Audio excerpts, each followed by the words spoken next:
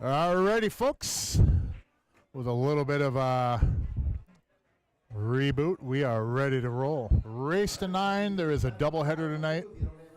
This is the first of two between Bogey and Mike Finney and Scott Barrett and Jason DeJoy. I will not attempt to butcher Bogey's name one more time. Oh, we got 2 balls in the break. Pretty solid break. So we are underway. Race to 9, CR Sports Bar. This is a BCA rules. So any scratch, fall, etc., cue ball off the table on the break, it is ball in hand anywhere on the table. And again, we do have a double header. There's also a match Sunday evening at, I believe, 7 p.m. So Scotty Barrett going to start out on stripes here. Stripes are really looking good. The 13 will go in the same pocket as the 15, but oh, that is that's a tough spot to start out there. Oh boy, that's hard to even really kick at a ball from here. I mean, he's going to kick and get a hit, but it's going to be real hard to not sell out a shot. The 8 ball doesn't look like it goes in that upper right corner. However, the 2 ball does. And he got a good hit, as probably expected, but not a bad cue ball. There's a lot of distance to pocket anything. 7 and the 4 will both go up table in the upper left corner. The 3 will go upper right corner, but there ain't many people that want to shoot that ball. It might be his best shot, though, to shoot that 3. And if he does go at pocket speed, perhaps miss it. Maybe he'll jam it up there, but I think that is the ball. Yep, I agree with you, Mike. The 4 might get you on the 2 pretty well, though. That would be one thing I consider, shooting that 4. But he's going to go with the 3. Good shot. I'll watch a cue ball. And he's going to be pretty flat on that bottom rail for Mr. Bogey L here. Bogey, a owner of the Green Bay Packers, for those that didn't know. One of many millions, perhaps. But, yeah, huge Packers fan. We always kind of josh a little bit about it. In fact, we had a bet at one time. Somebody had to wear a Vikings or a Packers jersey to a full tournament. And if I remember right, he had won originally. And then I won the next one. So we're uh-oh, watch that cue ball. Oh, cue ball held up, though. But, yeah, we had a bet. It was several years ago, too, having to wear a jersey through an entire tournament. I would not be unhappy if I had to wear a Packers jersey, just saying as a loyal Vikings fan. I would not be unhappy if I did go 2-0. In fact, I might even withdraw after the first match. But, oh, he's in good fun, though. Bogey's one of the greatest guys in pool, too. Gotta love him.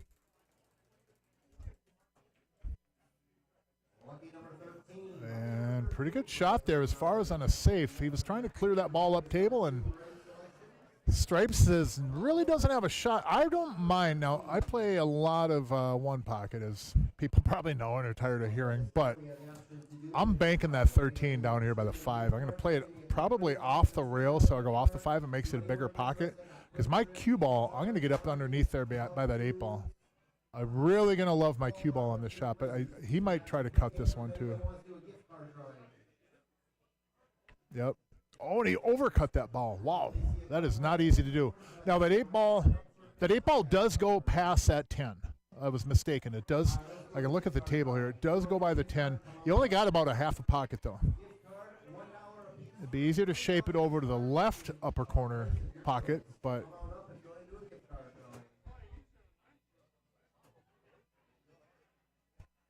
now there's a few balls that'll get him there. The 7 ball would get him up on the right side of the table to slide past that 13 or the 12. But you'd have to be on the bottom rail. I don't mind going 5, 4, 2 to the 7, but I actually like the 2 to get up on the 8 better. I'm going to go 7 and then the 5, then the 4, and then the 2, but we'll see how they work it out here. Because you could play the 2 where it was, kind of where the cue ball was. You could have went over the left side rail up between the 8 and the 12. Now, the 8 does go again in that upper right corner, so maybe at the table it actually looks like a bigger pocket than I'm seeing on the screen.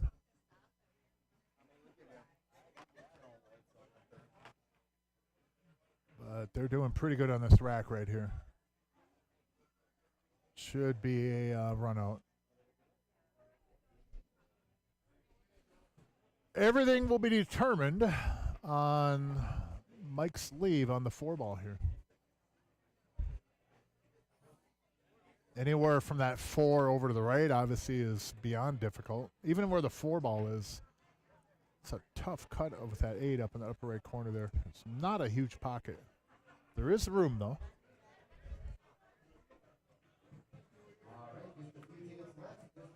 And Bogey has an angle on this 4. This is going to work out pretty good for them. I think Bogey can slide up table 2 and well, he wants to go over there. I don't blame him for going over there. It's a way bigger pocket. That 8 does go by that 10, but it is really, really tight. So he'll just put a little follow, a little bit of inside maybe. Avoid the 12. Avoid the 12. Oh, he had to avoid that 12, but Mike should be able to cut this 8 in that upper left corner. Bogey had to cheat the pocket a little bit more, cheat that side pocket so that tangent line with that cue ball would have avoided that 12, or he could have put a little bit more stroke on that ball and then the cue ball would have avoided it with that follow. But Mike's in kind of a stretcher here. Upper left corner. It goes. It definitely goes. Call for the extension. Tendency on this, of course, is to undercut it. Hit just to the right of the point. That's a common spot to miss this ball on.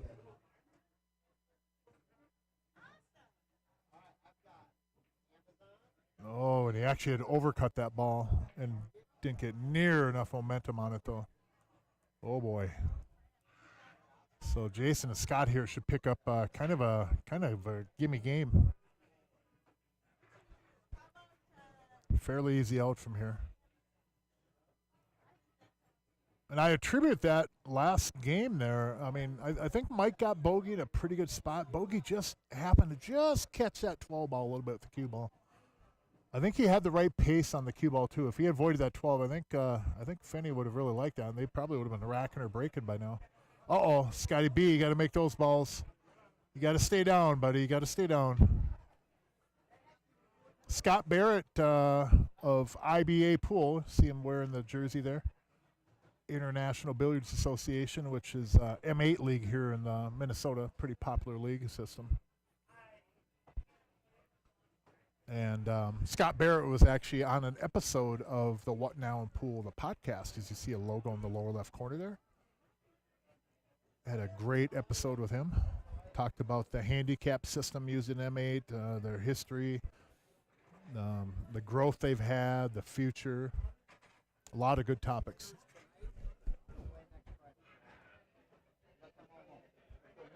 Okay, yep, gotcha. So the winners of this match, as Jerry was just telling me, they play next Friday. The winner of this one. And we do have one Sunday again at 7 o'clock.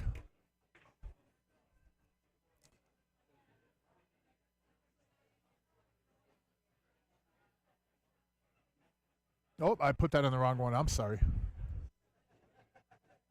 Trying to give them a little bit of help maybe. So there we go, 1-0.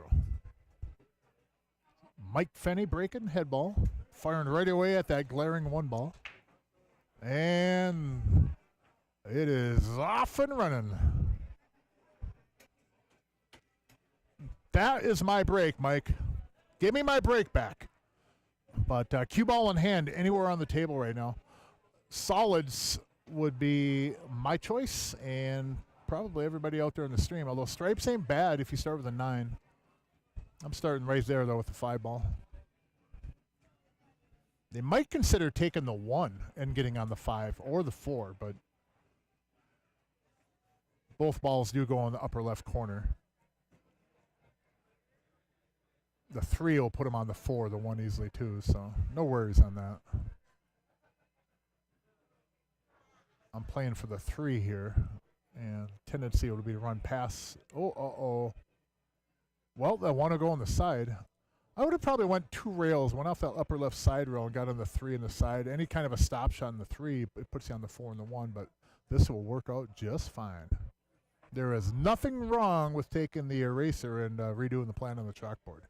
Happens often in 8-ball. Sometimes by our own actions and sometimes by the pool gods intervening.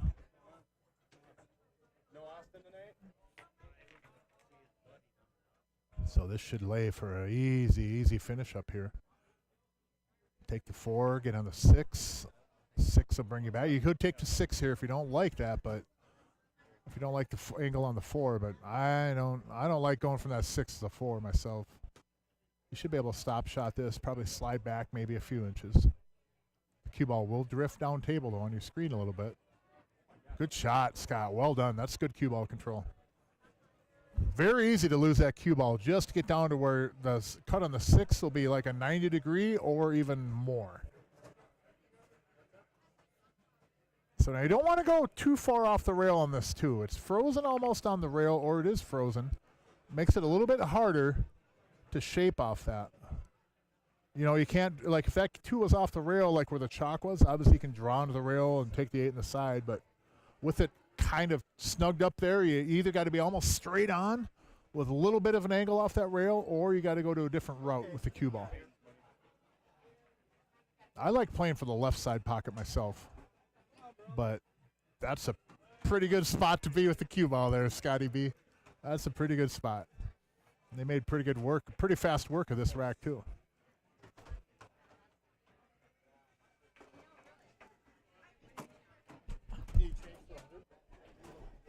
I got it.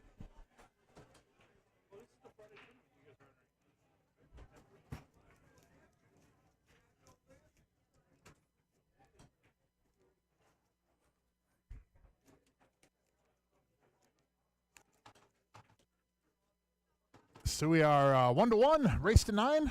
Doing a little transactions up here at the counter, helping get some change for the Friday night tournament. If you do want to sign up for the Friday night weekly tournament, you got about 45 minutes before kickoff. But if you want to call in, tell them you're on the way, we'll definitely get you signed up. That side jackpot on the Friday night tournament is well over $4,000 now. We'll go over that a little bit here, how you could win that. Just got to win the tournament. That's the big thing. Every name is put into a hat or put into a number generator, etc. And randomly drawn is one person that's entered in the tournament. And if that person wins the tournament and their name is drawn, they win the jackpot. It has not yet been won. And it's a little over $4,000. So they got a ball in the break. Stripes look pretty good. If you got that 13 ball out of the way, then stripes even look better. But you got to get over on the side where like the 1 ball is for the 9 and the 11. So I'm definitely taking stripes here. I don't like dealing with that 1. Don't like dealing with the 3, but they will have a little bit of work to do on that 11 and the 9.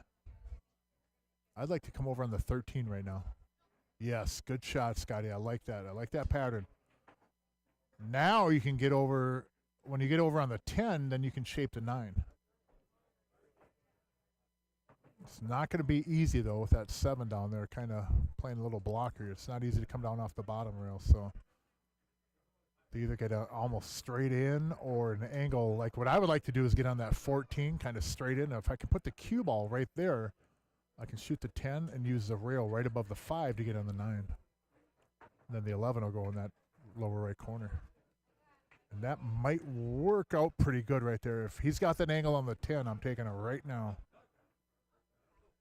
Yeah, that worked out good.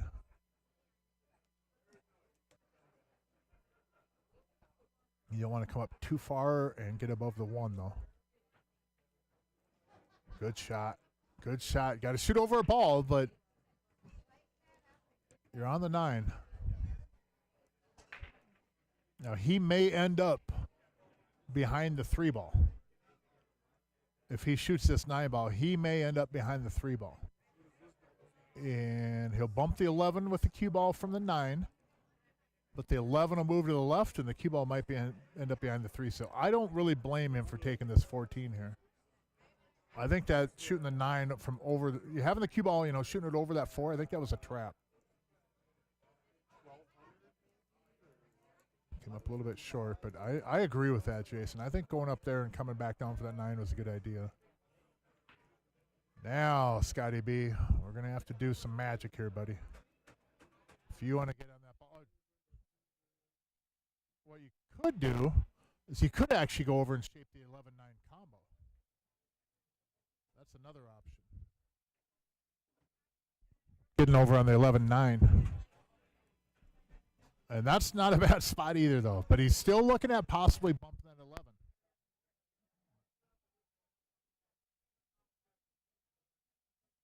So we had one headset go down. We had one headset go down. We're only with one headset right now out of the 2. And this cable is starting to give me trouble, but I think I'm fixed now. There it goes again. Yeah. I don't think that 11 banks back across side. And it's a difficult, to say the least, cut in the left side pocket. No, it does bank. Okay. Well, if you make it, you're on the 8, but this is no easy task. Careful of a double hit here with the cue ball as well. You got to be very careful with this. And that, yeah, that's expected. That was a not a very good spot. That was tough. That was tough. Jason might have been better. From where he was, it's always easier to tell when he's a shooter. We're not always accurate here, but he might have been better off just kind of pushing hard through that ball. So the cue ball goes past the 3, and the 11 would have released, and then he probably would have been able to take it up in the upper left corner. But see if Bogey wants to shoot this 4 or the 1 ball. I like the 4. It's a free shot. If you shoot the 1 and miss, if you go on the side missing that 1, you might leave a shot in the 11. But if you shoot this 4, all you're going to leave is a bank. You can play it safe too if you want. Nothing wrong with that, but that 4 ball's looks like he's going to play safe here. I don't know if I like trying to make this ball because it's a real thin cut. Yeah, he played safe on it. But I think he did maybe look at a bank. Pretty tough shot from there, though. I'd like my chances if I'm Salsom here, but I think Bogey could have been a little bit more creative on that safety, or even just kind of shot the 4. You don't really lose nothing by shooting the 4. You're going to give up a bank anyways. You just might have gave up a better look at the bank. Because Jason has to jump, end-row, bank the 11. It's a low percentage. I don't know how low, but it's got to be down there pretty low. This is not an easy shot. But I root for everybody on the stream, so I'm hoping he nails it. If he hits this square and makes that ball, he's dead straight on the 8 ball. Yeah, good hit, though. Good hit. Well, 11 ball is in the game. So I'm probably going to play another safe. Use that 6 ball up table somehow. I could probably even roll the ball in. I don't want to make that ball. I like having that 6 in play. You could roll into the 4 gently, but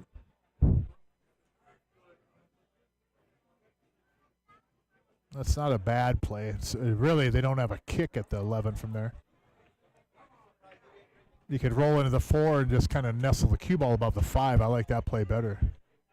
I was thinking of you rolling the 4 and going above it with the cue ball, but just tickle where the number is and put it down on top of the 5 ball. Or that will work. There is a jump shot available. It's not easy, though. And I don't think there is any kick shot available on this ball. Not to make it, anyways. He might be able to hit it, but If I'm hitting this way, I just want to hit it pocket speed. Oh, good try. Good try. Well, bogey. Yeah, that's what I do. I'd let out a big breath too, because it's not.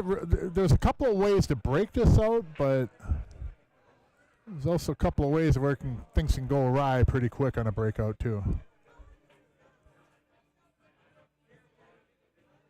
He might be putting the cue ball in position to have Fenny handle this. Or is he going to play the 3 off the 11? I don't like that, because I think it'll still tie up the 5.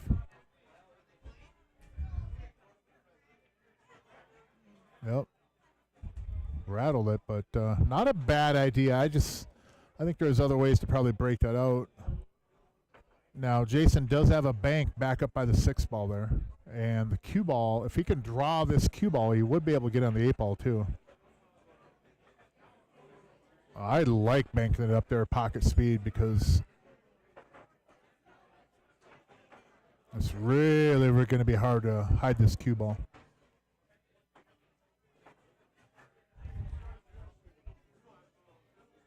Yeah, I mean, they hit it, but it doesn't really improve your position if you're stripes. It kind of buys you an inning, and it doesn't do much. I don't blame him for not banking at that ball, but at the same time, that it didn't really improve. You're going to probably have to end up banking this 11 regardless.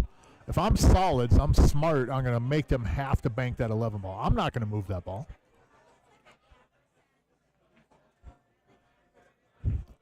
The thing I don't want to do if I'm solids is leave a couple backboards up table. Oh, look at this cue ball. Mike Finney, well, how'd you hit it? That's a really good shot there. Now, Scotty can kind of go the same path off that upper side rail to nudge the 11, but there's a lot of danger in that. If you hit that ball at all, I mean, you're probably opening up the 4. You're likely going to open up the 4 anyways. Looked like he was trying to Z-bank the 8 and put it down there and kind of add to the mess. Now, if I'm bogey, I can just shoot the 3 and give myself an angle. And I would leave the 5 there. I don't like doing this. It may work out for him, but I like shooting the 3 and then just kind of rocketing the cue ball in the 11-4 and leaving that 5 right there. Because, well, that worked okay. that did work out. That did work out. If I'm Fenny, I'm going to shoot that 4, run the cue ball up into the 8, and then you're on the 5 ball. Good shot, bogey. Good shot. It worked out well. A lot of things could have gone awry with that, but if that's the way bogey is comfortable moving it for his level, that's probably the higher percentage shot. It's a key part about that, with the right ball being the right ball, not being the right ball, etc. If a certain player just does not like a certain look or a certain shot, then that, even if that's the right ball, that might not be the higher percentage shot. We don't always have to follow the same path to get through the woods.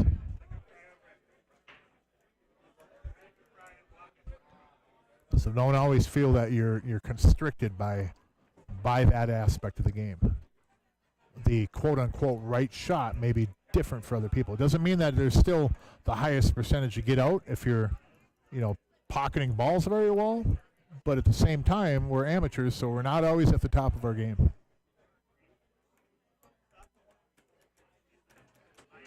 Two rails with the cue ball. 1, 2, and 8 in the side. Sitting very nicely. Now you can draw off this and bring the cue ball down to the bottom rail, or you can just thin cut it and let the cue ball roll.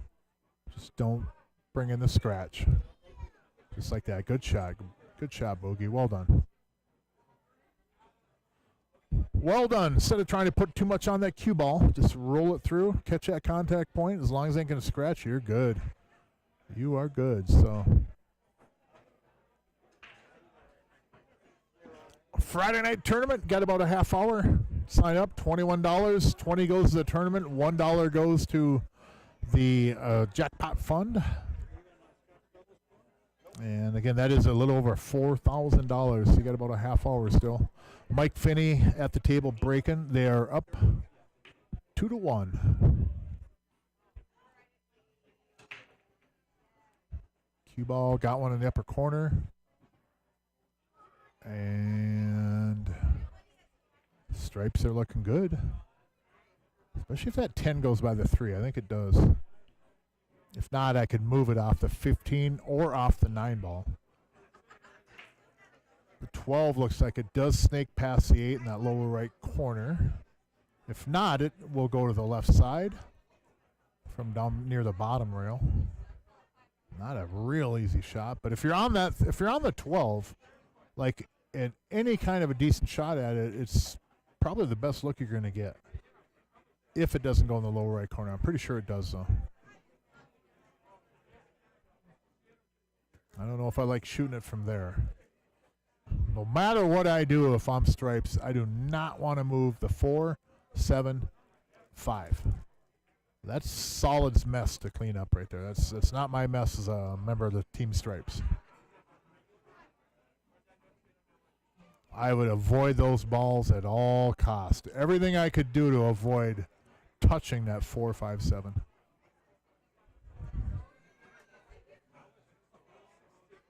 You could maybe draw over now into the 7, 12. Is it the 13 underneath it there? Yeah, the 13. You could maybe draw it there, but I agree with Fenny going up this way. I'd like a little bit better angle on that 14. If you get straight in that 14, then you roll the 12 in the lower right, then you can shape that ball on the left side fairly easily. Mike Finney had an angle going away from that line, though. Cue ball would have probably drifted into the 13. And then you might not be able to get an angle or a look on that ball that you'd be comfortable with to shoot the 12. Good shot. A little bit short on that, but if I'm Mike, I'm probably going to be looking at that 14 this time from up here. Sure don't like that 15. You could probably shoot the 15. The cue ball is just going to go back and forth. Yeah, you could probably get away with shooting it because Solids has to deal with that 4, 5, and the 7, and that is a mess down there. That is an absolute mess. My shot, Mike. Good shot. Well done.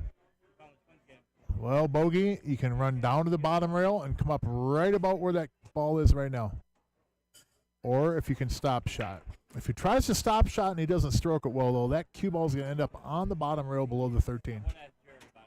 I like going forward if I can. It's easy to follow in the lower left corner on the shot, too. Nope, that's going to float out. Not a bad spot, though. Not a bad spot. You got Solids pretty handcuffed right now. Yeah, Solids is in a lot of trouble. Even if you make this ball, you're in a lot of trouble here. So thanks for tuning in, everybody. We appreciate it. We do have a doubleheader tonight. Another match coming up. This is a race to 9 live here at CR Sports Bar, Coon Rapids, Minnesota.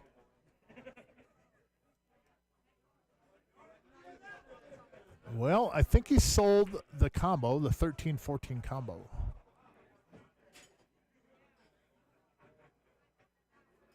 And we will find out, folks, if that 12 goes in the lower right corner or not here pretty soon. Because if Mike, yeah, I don't like it either, Mike.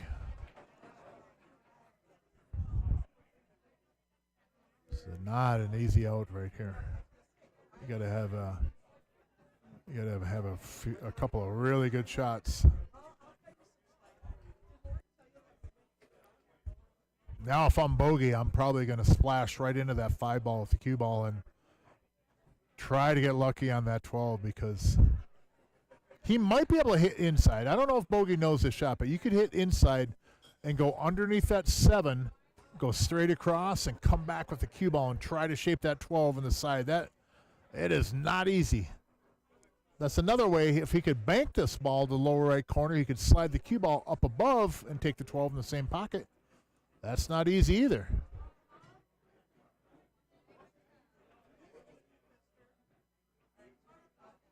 Good try. Good try.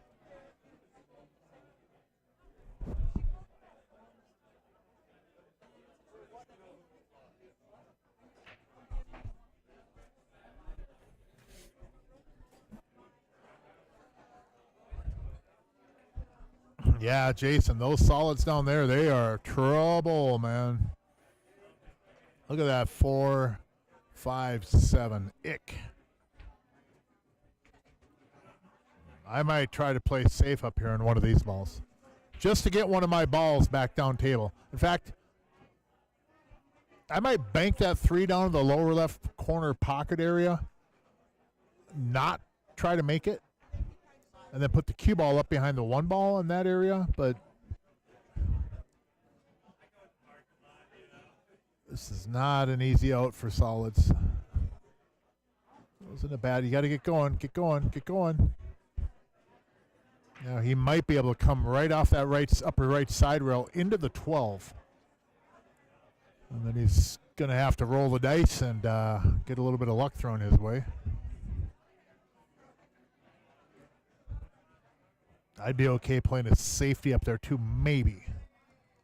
If I can guarantee I can hide behind that 1 ball, I'd play it safe. Because if you don't lock them up on this safe, you're going to end up down in the bottom rail shooting at your 7-5, your 7 ball or your 4 ball. And that'll put the advantage way over on Stripes again, I think. See, I think he might have been better off going underneath, going above that 1 ball. Roll into it and then have the 1 ball hide the cue ball, kind of like the cue ball's hiding the 1 a little bit. I think that was the right play. Because now Mike should be able to just slow roll down into this ball and put the cue ball over, over by the 7 and the 4. You got to be careful you don't lock yourself into a lock safety coming back, though.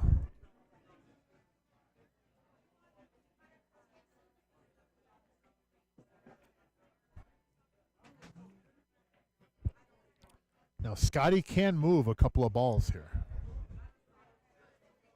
He can stop shot and move the 7 and the 5, or he's going to roll forward. That's good, too. Got to get a rail, though. Got to get a rail. Nope, foul ball. Foul ball. Oh, boy. And I wonder if that 4 got in the way of the 12 ball now. Yeah, bogey's looking. Doesn't look like it goes in the lower right corner. Not sure if it goes directly into the left side anymore. You might have to bank that or try to move it out right now. Try to break it out of there.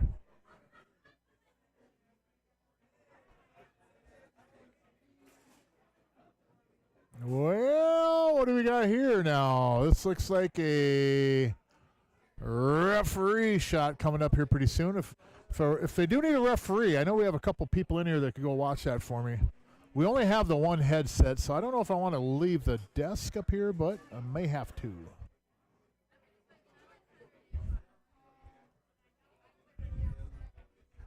I left my referee shirt at home. I left my referee shirt at home, but I did referee out at Canterbury for M8 in March at their tournament, and looking at going to referee school when I'm out at VNEA to get certified as well. Pretty exciting stuff. So you're going to have to bank it. There you go. Take it back in that pocket right there.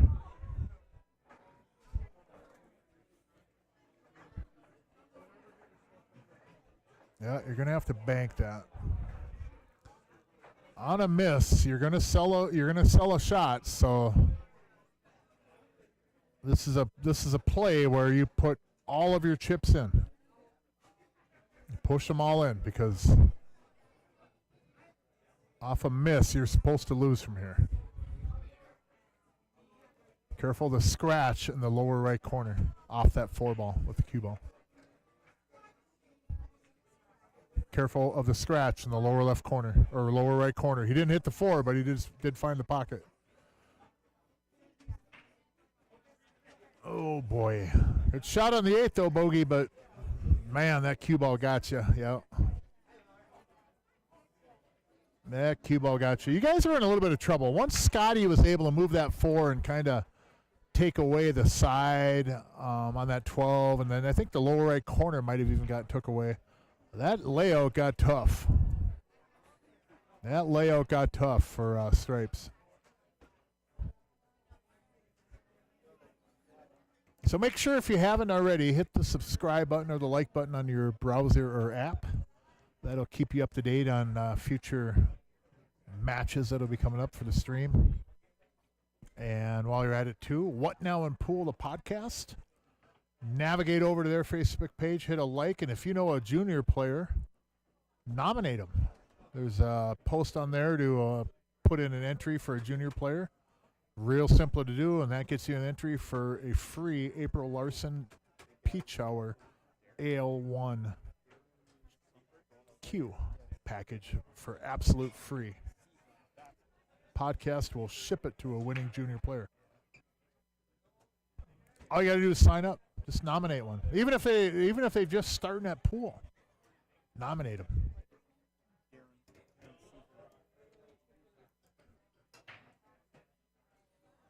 Well, Scotty B, what are we going to do here? Oh, whoa. Jason taking a peek. You gotta be careful on that. I know these guys all know each other very well and a lot of familiarity and stuff, but if you're not actively at the table, I would be hesitant to lean around and look and see what goes, what doesn't go.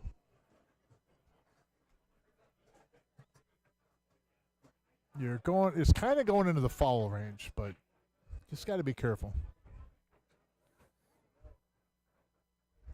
2 goes in the upper right corner. Got to move the 6 here.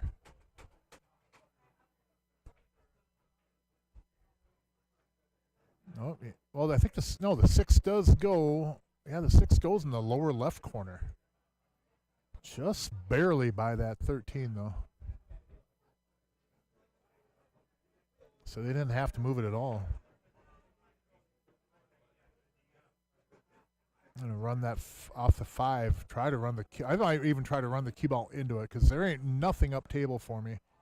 Or I might even come back for that. No, I don't like coming back for it. But we're going to. Yeah, there's a mess up there. You got 2 pawns and 2 other pawns, and you got the 2 ball. And you got a rook right over there by the 9. Castle down here by the 14 and the 15. And there's the queen hiding behind the 13, behind the 6. So the 7 will go upper left corner. I think you have to shoot that ball now, and you got to get an angle on the 4 to come down here to the 6.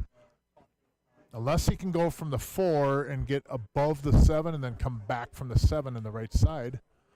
That's another option too. Probably the better option. The 6, again, must go. Oh, boy. It doesn't go from up there, though. I think Jason might. Yeah, here's the thing on that, though. If it goes, great, but you're not getting back on the 8 ball from that 6. If you shoot from anywhere up table there and you cut that 6, that cue ball is going to be killed by the 15 ball. You're not getting your cue ball back up table. In my opinion, it doesn't do any good to make this ball then. Unless he can get on the 6. I might even try to cross bank to 7, but it looks like the 11's kind of in the way.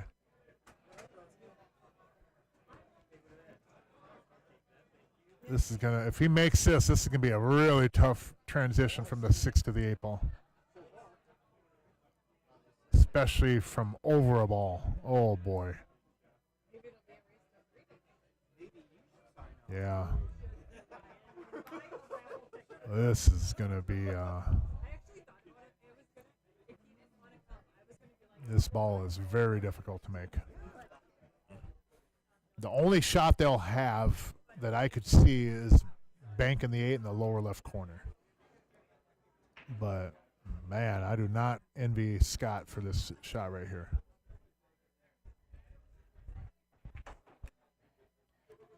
And somehow he would have gotten up on the 8 ball. Somehow, some way, he would have gotten up on the 8 ball. Wow. I never would have figured on that happening. Unbelievable. Well, Mr. Finney, get that 12 out of the way for the 11 to go.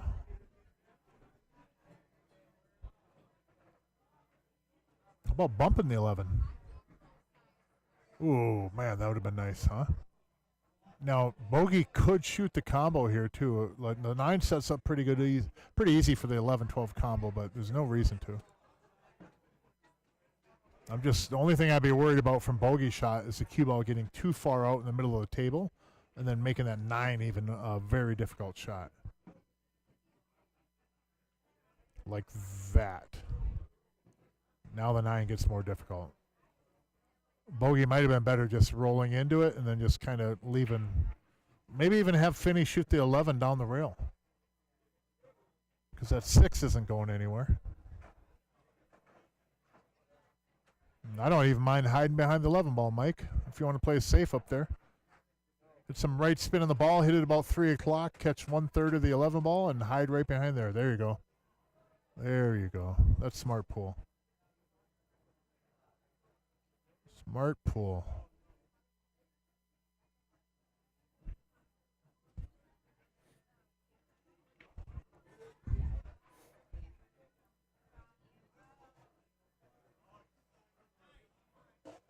This is a really, really difficult spot for these guys. One shot would be to just graze the right edge of the 6 on your screen. Just barely graze it. And have the cue ball drop down to the bottom rail. You may double up the 13-9, and then the 10 maybe nudges over, but you're in a really tough spot here if you're solids. You could get there by going left of the 10, too. Well, could have ended up worse, could have ended up maybe a little bit better, but no matter where that ball was, they're going to, obviously see a stripe. They're in a tough spot.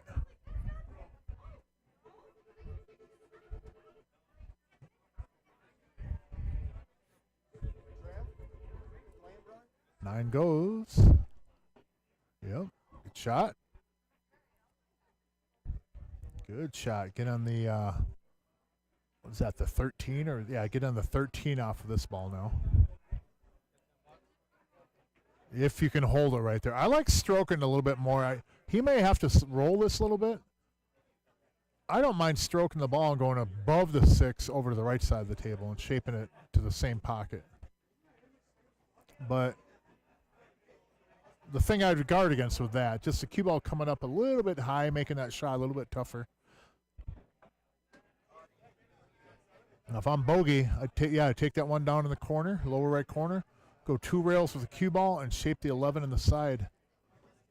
You may end up running past and end up taking the 11 in the same corner this ball is going in. That's fine, too. Just pocket the ball. Pocket the ball. There you go. You're going to go, whoa, hold up. Yeah, maybe not that far past is fine. I was saying past where you can shoot it in the side pocket, but it would be tough now. I don't even mind banking that 11 back to the upper left corner. Keeping the cue ball way up table, but take a good shot here, obviously. Holy cow. Look at that shot. Man, what a ball, Finney. Nice shot. Woo-hoo.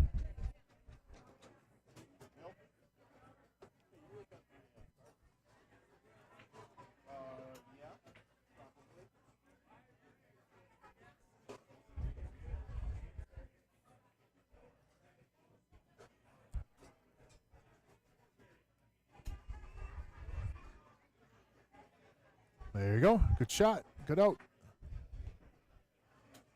3-2, Bogey and Mike over Scotty B and Jason early on here. CR Sports Bar in Coon Rapids, Minnesota. We got a doubleheader tonight, so buckle up, folks. A lot of pool ahead of us. Race to 9. Friday night tournament is underway in about 15 minutes. If you do want to sign up and you're on the way or just kind of heading out the door, maybe give a call or shoot a message or something. We'll get you jotted down.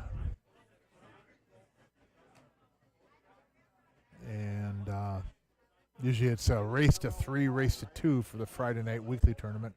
3 on the winner's side, 2 on the loser's side.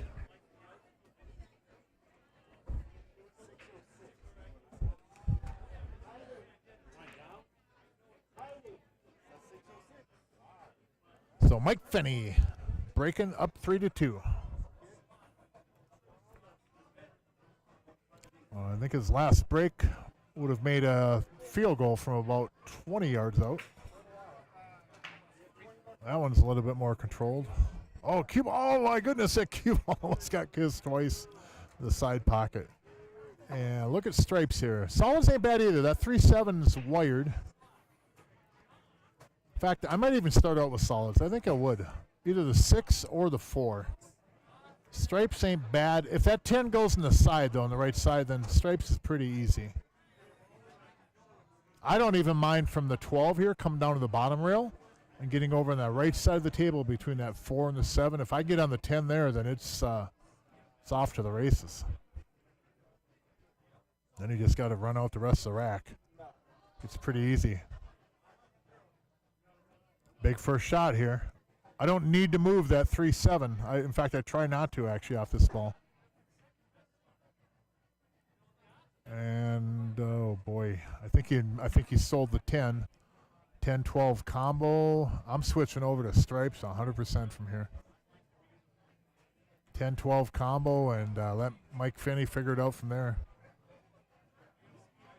Yeah, I think Scott trying to break up that 370. He really didn't have to. It was a wired combo going on in that corner. I think more importantly it was just to make that ball. In fact, if I'm shooting at that 4, I'm trying to run into the 5-10 from where Scott was.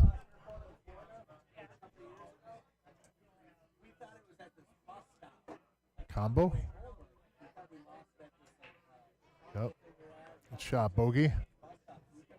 Mike's got a little bit of a tester if he wants the 15, but that 13-9-14 is pretty hard to miss.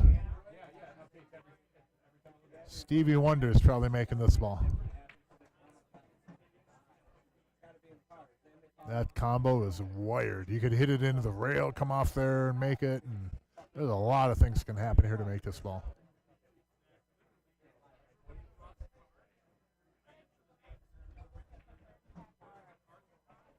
Oh, no. Oh, those two tied up in a bad, bad manner. Oh, no. They'll go. I mean, that combo will go, but it's going to be hard to control that 9 ball. So you're hitting that 13 so thin with the 9 to make that combo.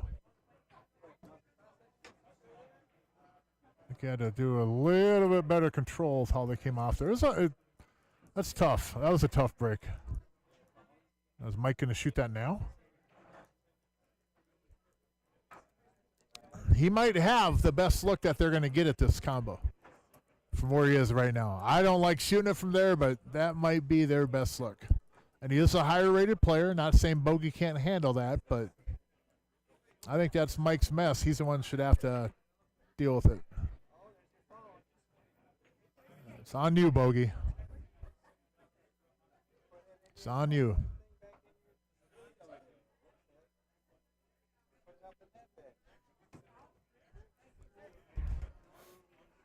I don't mind even if I come down here and just kind of just gently roll into it. I don't have to make this, I feel. But I sure want to.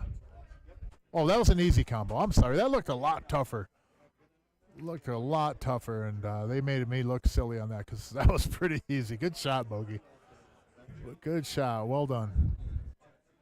Well, let's find a pocket for the 8, Mike. Bogey will be shaping you off of that 10 ball up there. That would be ideal, right in that spot. Bogey can bring the cue ball back out across, maybe get the 8 in the lower left corner. There's a chance that Bogey might end up putting Mike on the 50-yard line here. Uh-oh. Oh, no. Oh, no. Oh, no. This is not an easy ball now. Man, oh, man, did things go awry on that. Holy cow.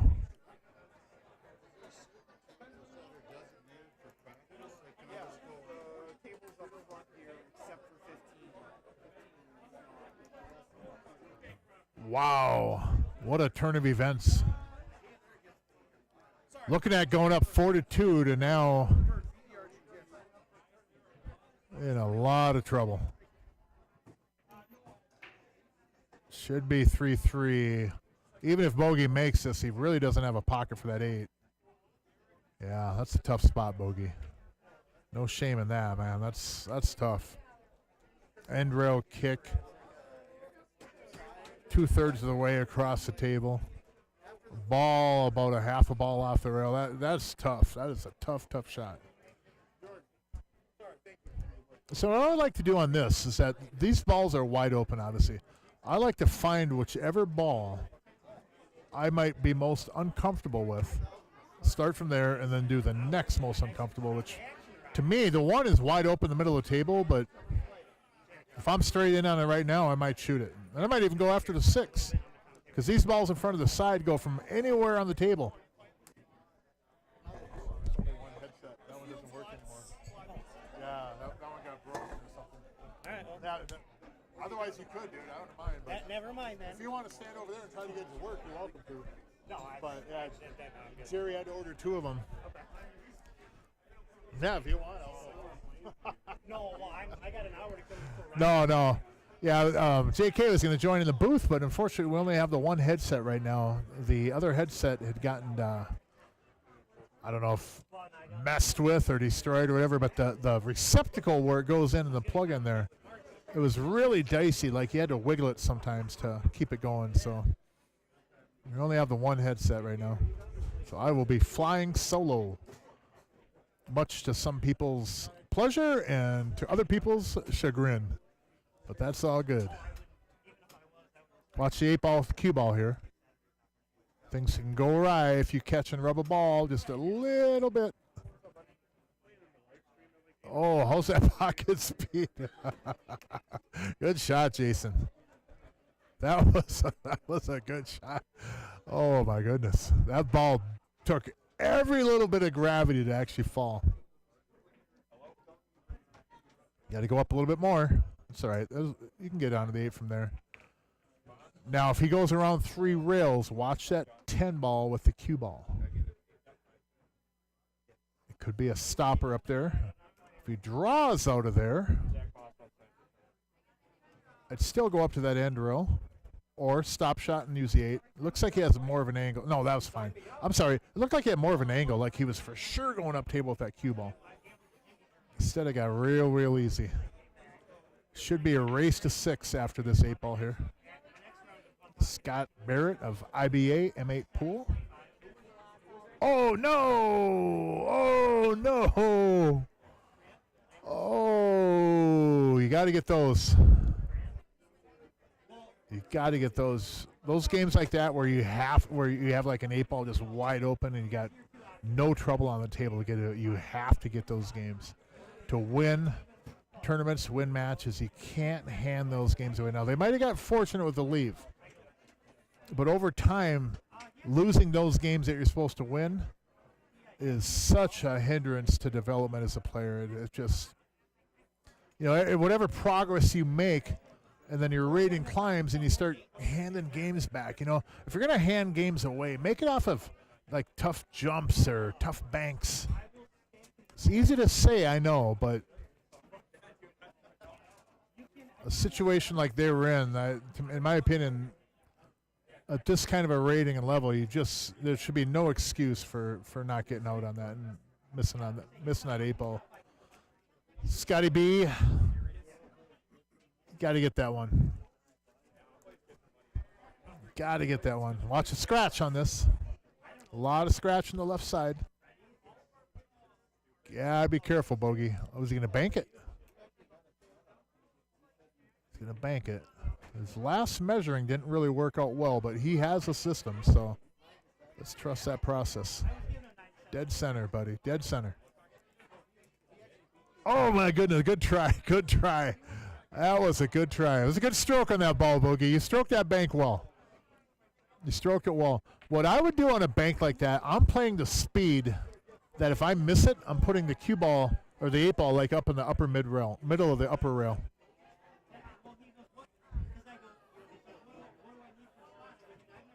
Shot 3-3. But okay, on that bank that Bogey had, now if you miss, he missed it on the right side. It's called the pro side. So if you miss that ball, it'll hit the upper left side rail, and then it'll release out to the middle of the upper end rail. And that's where you want that object ball to end up, off of a miss. Because then at very least you make your opponent bank. And I don't mind Bogey hitting that thing firm, but if you're going to do that, you got to make it. Otherwise, play almost to the miss, kind of as much as you're playing to make it. Miss it short, and leave the speed so that it'll roll right up in the middle of the end rail somewhere. Even if you put it one diamond out off the end rail and the cue ball's in the middle of the table, it's still almost a bank. It's kind of you're basically shooting a two-way shot. If I make it, great. If I miss it, I want the cue ball here, and I want the object ball in this area here, and at the very worst, they're going to have to bank end rail for the win. You keep yourself in the game that way.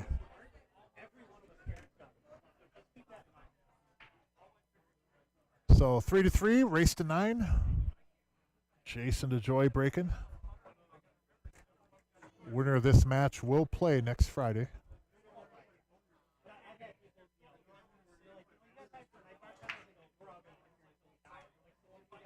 Holy cow.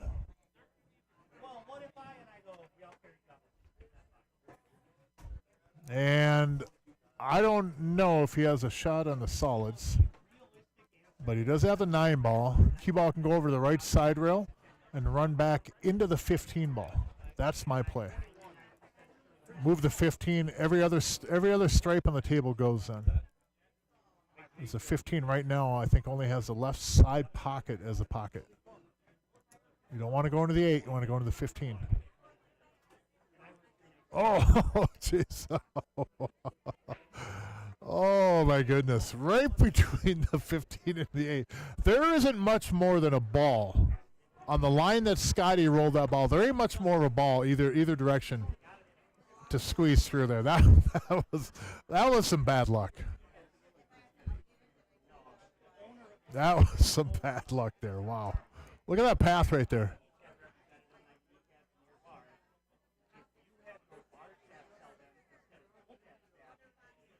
Good try, and Solids is in a really tough spot from here.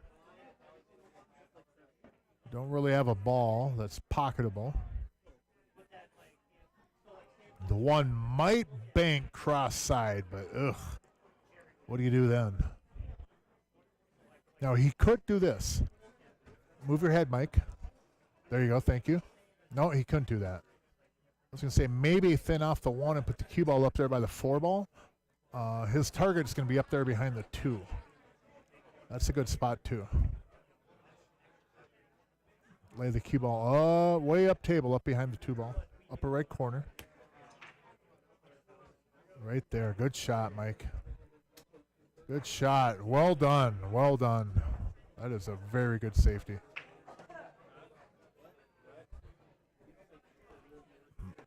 Fenny, you hit that ball real good, man. You hit that ball good.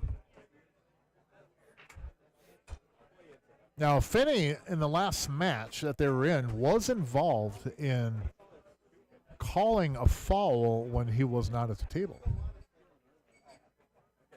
So that was overlooked by the other team. And, oh, good try, Scott. Good try.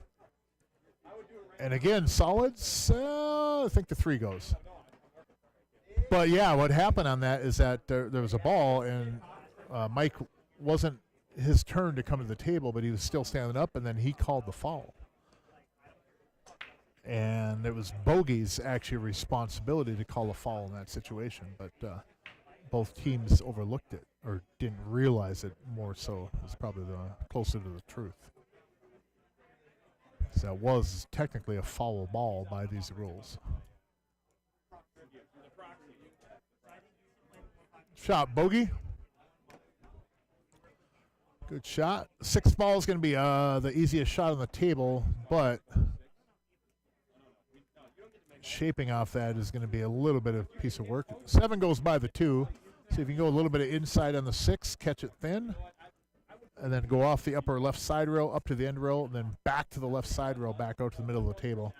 Should be able to shape the 1, 7, or the 2. He's going to draw off this instead. Might end up table to the right. Well, that'll work. That'll work. He just got by enough for the 2 ball. Now, the way I like to hit this ball is with center ball and about a tip to the right, and I just throw this ball in a spin. Come out for the 7. Spin it in. Kind of like that right there. Hold up. A little bit more spin on that ball, and you'd have to use less speed. But that was my shot. Just a little bit more touch on that spin. You don't, when you have a spin on a ball, for example, and you're shooting that 2, if you straight cut it with center ball, there's a speed that you have to hit to get the ball to the pocket. But if you put some English on that, you can hit that ball at less speed because the English will get that object ball to the pocket for you. Just center ball, you have to hit a little bit more firm. A little bit of English, you can hit it lighter. That's where the touch comes in. And once a person or a player figures that shot where you just throw it in with a whole bunch of English rather than necessarily the momentum of the cue ball, a whole new world opens up to you in pool. It's fascinating. It's like some would even say, good shot, bogey. Good shot. Way to get down on there with that cue ball, too. Some would say even that's where you start reaching like to next level.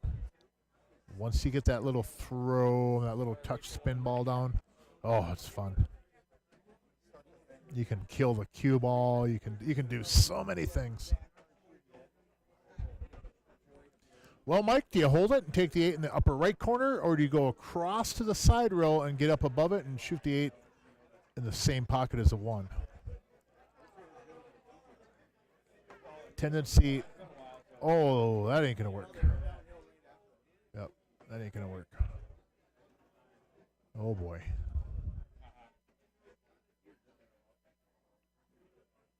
Oh, boy. Go up for the 12 from here, and then come back down table for the 10, and then the 14, and then that 8 goes in the side very, very easily. I don't want to go way up table, though. I just go past the 8 ball here. Because the more you go up, the more the cue ball flattens out with your line. And I just think it's a little bit easier. Like if that cue ball is back 4, 5, 6 inches, it's a little bit easier just to float down table. Not a big deal. But now, again, they're at an angle where it doesn't really you can't really just thin cut the 10 and come off the bottom rail. Now you just got to push it a little bit more. That's just fine. It's not a big deal. But you're going to run into situations then where you try to do too much with the cue ball like that, and you possibly bring another ball into play. Tonight's 8-ball tournament is a race to 3 on the winner's side, race to 2 on the loser's side, PCA rules, alternate break, ball game on all balls. So, Scoring components, you got any questions? Come back. follow. Right down to the bottom rail, up to the middle of the table. Shot, Scott. Very good. And that's a pretty good spot right there. But again, the shot that Jason shot, no big deal, right? They got out.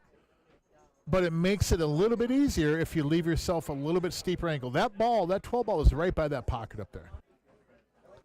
So any kind of just a little bit past that 8 so you get a full cue ball. Then you just thin cut it. Cue ball comes down to the middle of the table. You know, it helps you get closer to the next ball. And you don't have to do a whole lot with the cue ball, but they did a really good job navigating. Now, Jason, if you did notice, that cue ball was going up to the 8 ball, and things could go awry. Let's say that table rolls a little bit to the right. That cue ball is going to roll up and hide behind that 8 ball.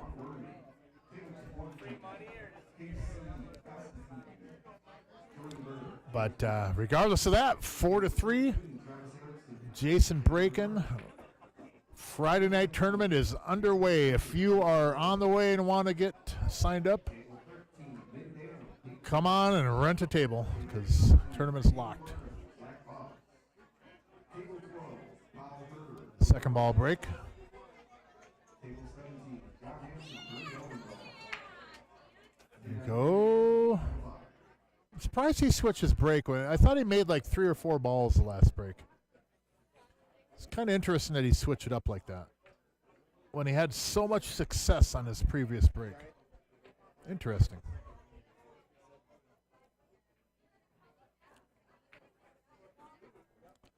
Very, very interesting.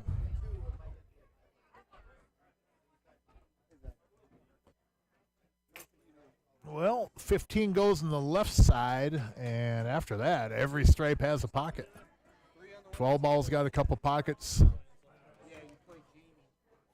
Look at that 6 and 2 kind of cozied up out there in the middle of the table.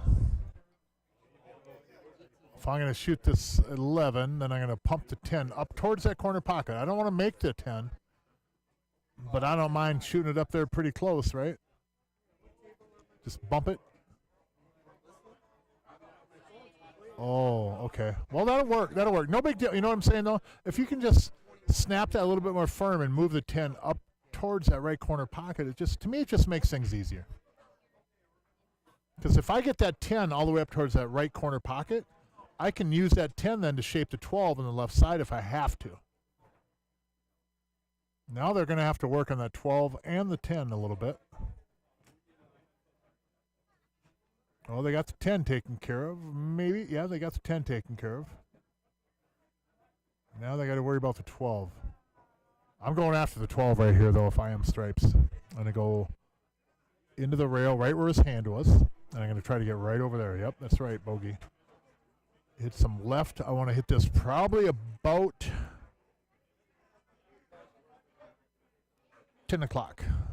Maybe 10:30, but depends exactly how that angle is on the 10 when he's down in that ball. He's got to go into the right side rail, up to the upper end rail, and then into the middle of the table, ideally. Oh, missed it. He missed that from having to get position. And the 1 goes, but boy, this is a tough ball from up there. This is a tough ball from up there. What's that? They might have one over there. I just do this. You have to wait till the song first comes up. No, you're right, but they might have number 7. So Scotty B on the 1. That was not an easy shot. 7 open.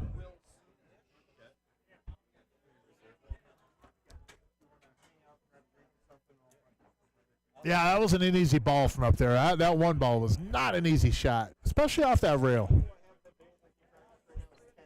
But every now and then when we're in games, whether in a individual, team, or whatever, doubles, you come across some shots where it's a little bit tough, you're not comfortable, but you got to find a way. You know, you got to find a way sometimes just to get it done.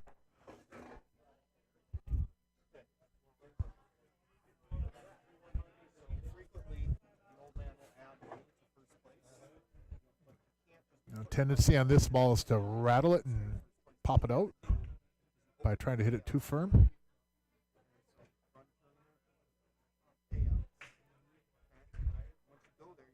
Oh, good shot, but lost the pocket. Now Mike is going to have to shoot the 10. And well, no, he could take the 12, maybe get on the 10 going in the lower left corner. But I think Mike can take the 10 in the upper right corner, use the right side rail and get bogey on the 12 way up table, the upper left corner pocket. I think that's the right play. At least this way he has an opportunity to get bogey on that 12. I think if he shoots a 12, he may not get on that 10 ball. Nope, spun it too much. Good try, though. Good try. Not an easy ball. Now Solid's still looking at that 2-6. 2-6 gets pretty easy if you can take that 4.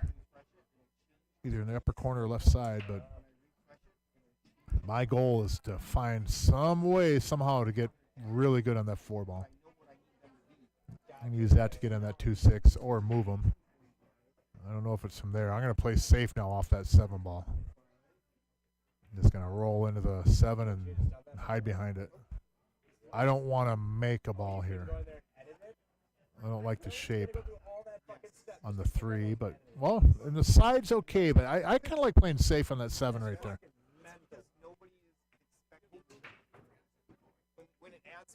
And that worked, but what's going to happen on shape here on the 5?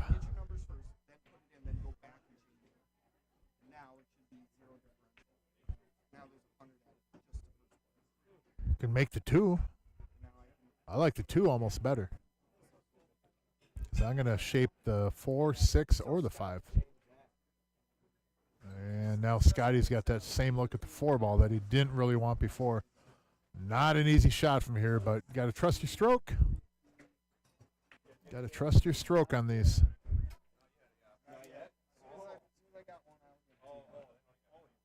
Got to make these. Good shot. Well done, Scott. Well done. He stroked that ball well, too. Nice and pure. Very good.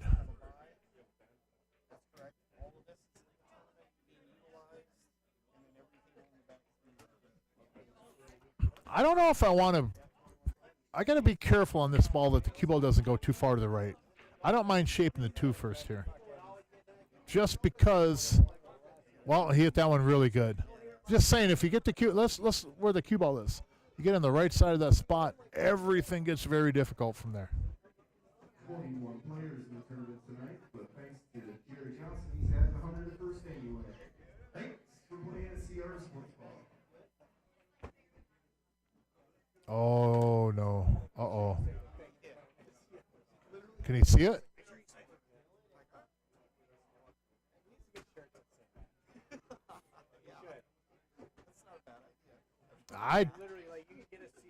Oh, boy, that's close. I can see it from over here from the booth, too, and it's close.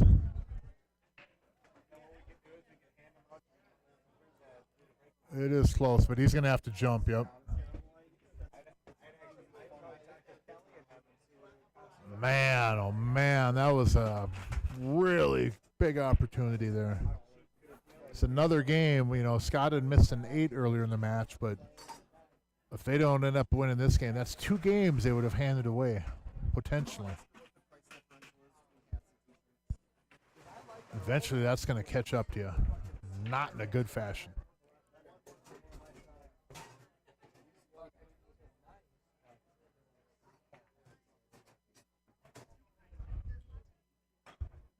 Nope, foul ball. And that is unfortunate. It happens to us, though, right? I mean, games that we're supposed to win, and then we find a way to just, you know, leave ourselves a little long, kind of maybe get on the wrong side of the ball, and then you end up, uh-oh, watch this cue ball. Oh, my goodness. Yep, you did, Bogey. Oh, my goodness. Talk about games you're supposed to win. Holy free, holy.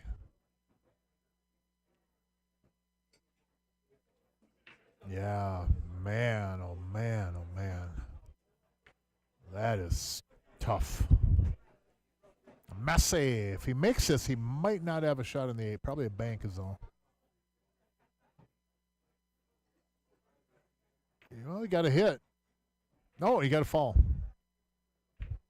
I thought that must have hit the 2 or something, yeah.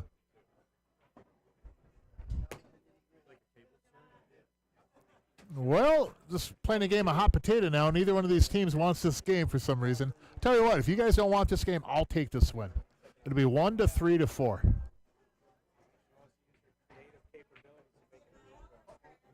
Uh-oh.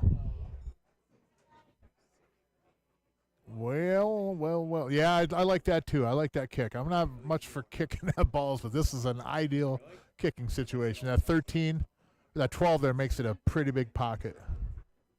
You just got to make decent contact with that 8, and you're most likely going in. There you go. Oh, my goodness. Look at that. Oh, my God. Wow. Try that again. Oh, look at this end rail kick. That's kind of a dead little carom. If he doesn't like this, go right down here.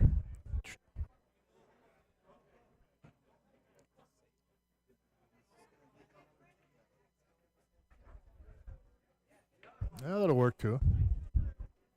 It's pretty safe. I mean, you leave another kick again, but he might have taken it away from him. Scotty can go, up the side rail, though, and then spin with left English and still make this ball.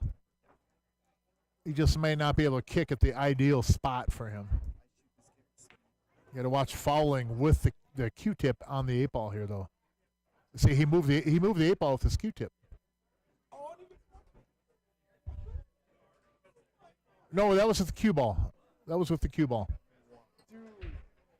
That who would imagine that happening? Man, oh man. I thought he hit the 8-ball with his Q-tip. But the cue ball must have been on the 8, and then he just rubbed it and then came back at it. But wow. Well, Mike, there ain't anybody on the stream that envies you right now. Hate to tell you. This is not an easy spot. Good shot. Good shot. Well done. This is kick number 3 at the 8-ball.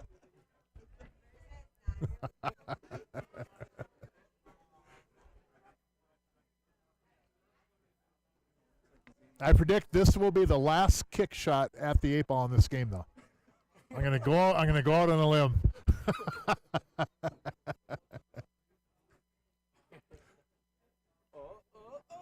Oh no. Uh-oh. Good try, but what a sequence of events up there. Wow.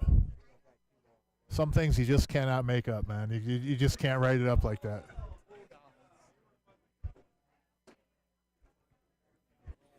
Still not in, though. Shouldn't be a scratch in the upper right side pocket, though. If you're playing somebody in a bar, you still got a chance to win this game. But not here.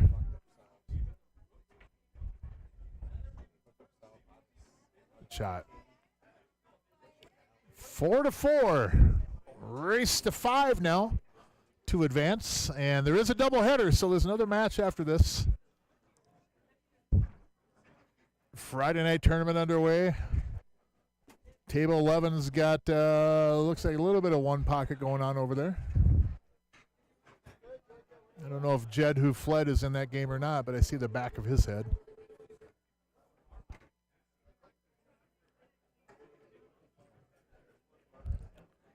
Craven Carnage. What is happening, Craven? Pretty quiet there in the YouTube chat. Part 1 of a doubleheader. It's a race to 5 now. Scott Barrett, Jason DeJoy against Mike Fenney and Bogey L.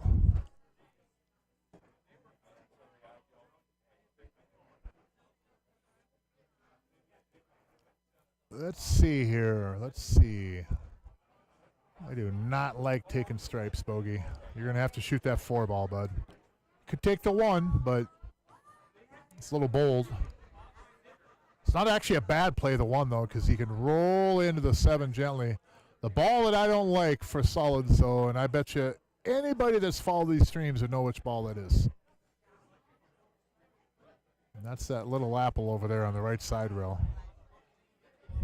That's right. That's the 3-ball. Yuck. Look at that ball. might not end up very well. Nope, he got on the 5. I think he still has the 5, yep. He does have the 1-7 combo if he wants. And he does have a 1 rail bank on the 3, the upper left corner, but let's not lose our minds.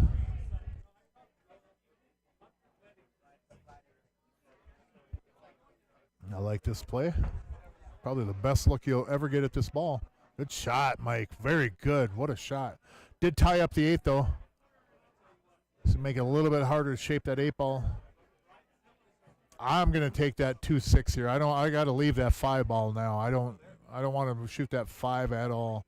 It's too bad you can't see the edge of that 7. But it should be able to draw back and get on the 7 or the 2 from here. There you go. Taking the 7. Pump the cue ball up into the 14. Or follow forward. I think I like following forward. Run to the 14 and the 1 gently. But he's going to go up in the 14 here. That'll work too. Kind of a tight angle on it though. Kind of like going forward on that. Bump the bottom edge of the 14, bump the 1 over a little bit. You got a good shape on the 2. But this should work out well. The only thing that I don't like about this is that you're going to end up shooting the 5 first and not the 2. And I like that 5 for the 8 ball. Oh, good try, Bogey. Good try. Stripes is in a tough run-out position here. Not only a tough run-out, but a tough first shot.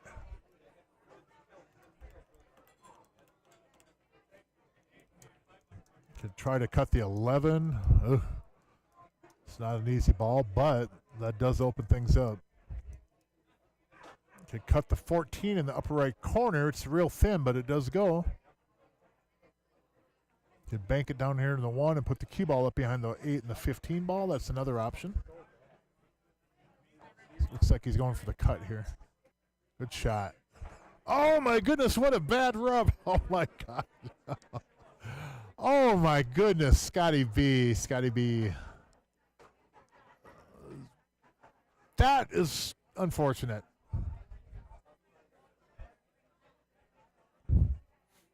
I don't mind using the 5 right now to run into the 15, and then move the 8 ball, and then the cue ball go out and shape the 1.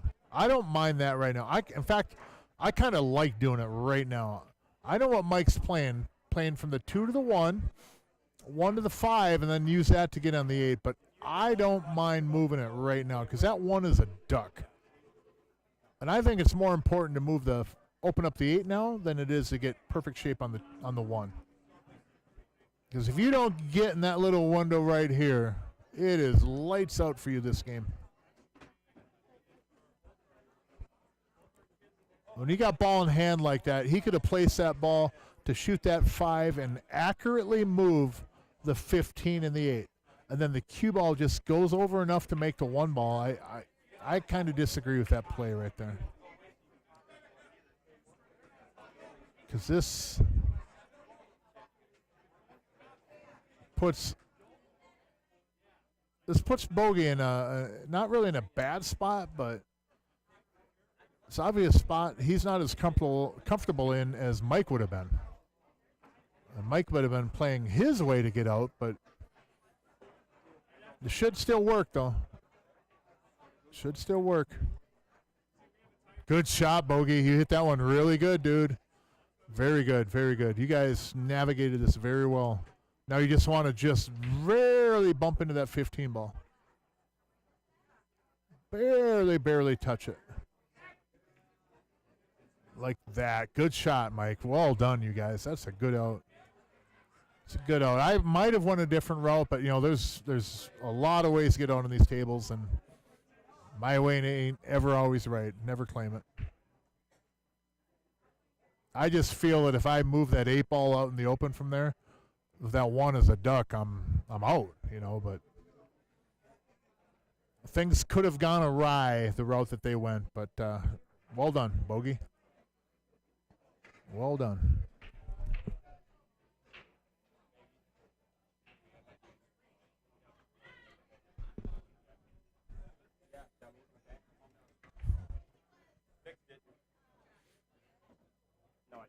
So 5-4 race to 9. This is the first match.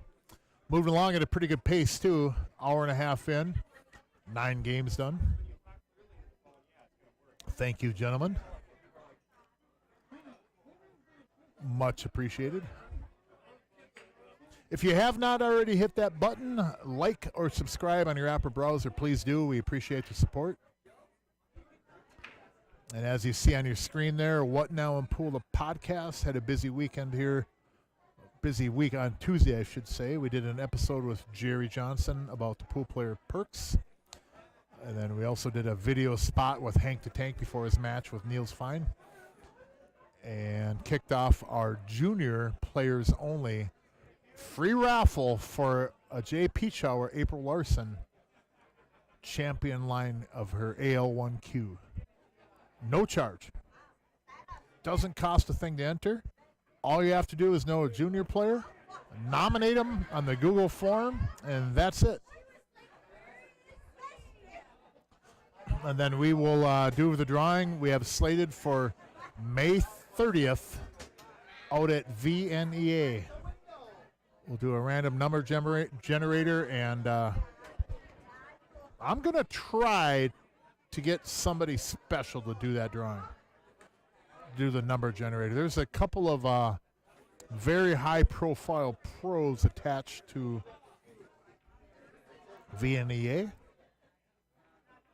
And maybe one of them I can talk to. No guarantees, but I know the Freezer will be there. I know Shane will be there. And I know like top managers like Rob Madsen will be there. So there's a lot of people, and we'll get one of them to help out with that drawing. But it is a free Q, $750 value, donated by Dave and April Larson. No charge. The only parameters on that is that the person that nominates the junior player and the junior has to be following our Facebook page. And all you do is hit like.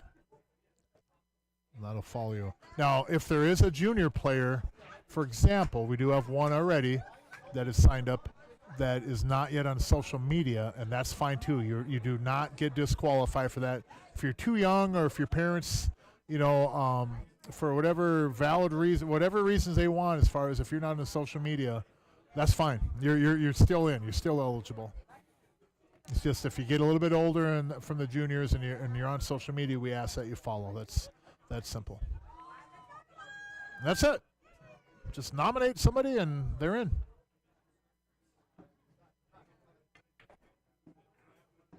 So we got a lot of pool ahead of us here tonight still. That was a really good match the other night on Tuesday. If you get a chance, it is available on Facebook and on YouTube. The race to 15 with Niels Fine and Hank the Tank. Niels did some challenge matches after that. Smoked me 5-0 in 9-ball on the big table. I had an opportunity, but it's like playing Michael Jordan, and I'm lucky to even hit the backboard with the basketball, What a great guy that Niels is, though. And Noah Blue Sky, again, hold your head up, and pool community deserves a big thank you because that was quite the special thing you did there, bud. Good for you. A lot of fun. So that was safety, I believe. I think. Now, this is BCA rules. An interesting thing that came across Facebook for a lot of the league system, or a lot of the pool pages, was that the VNEA rules, which is not our rule set again, but off the break, if you make a ball off the break or if you're starting off the break, you can call and pocket a ball, establish yourself in a suit, and call safety. Something I wasn't aware of until recently. So let's say you break and you make a layout on the table, and your first shot, you can lock the other team up on a safety. You can call that ball in that pocket and a safety at the same time, and it's a valid shot. Did you know that, John? Yep.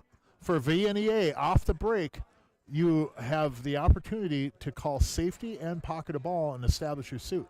So if you've made a ball or made one of each, and you're not established yet, you can pocket one, and then you're that suit and call safety. A lot of people don't know you can do that. It's a very, very strong move sometimes. But I would recommend that you have some referees around. Do not try that in a bar situation. I'll just tell you right now.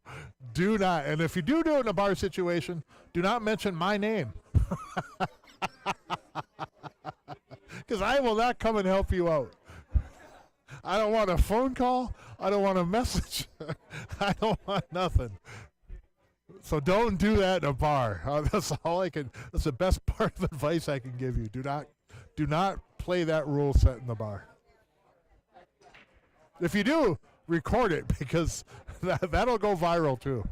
And you might even make money off the video. What an interesting rule, though.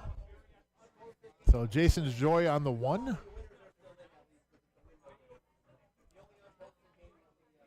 Playing a safe.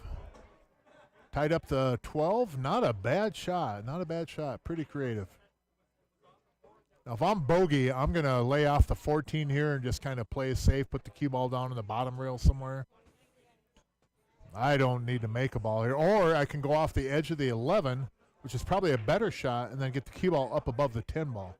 That will get the 11 off the rail, too. This is a better shot. This is a way better shot. Speed is king here. Good shot, bogey. Well done. Well done. The 3-12-1 combo is kind of tempting. When we do this in one pocket, this is called laying some bait right here. Isn't it, though, Taylor? This is laying bait right here. Kind of give your rod a little jig. Yep.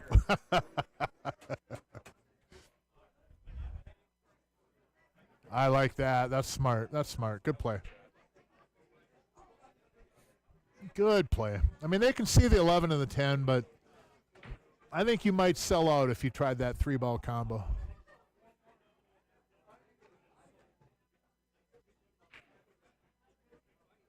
Three-ball combo. Most often, if there's a 3-ball combo, you probably have a better option on the table. People that have listened to the stream will remember, though, twice in my career I've shot a 5-ball combo. Once I made it, and the other time I shot it just because I didn't. How often do you get an opportunity for a 5-ball combo? And I missed that one, but the other one I made. And I feel, and I said this before in the stream, I feel that, like for the APA where they give out patches, they need a 4-ball combo and a 5-ball combo patch. That patch is more valuable than an 8 on the break combo, is it not?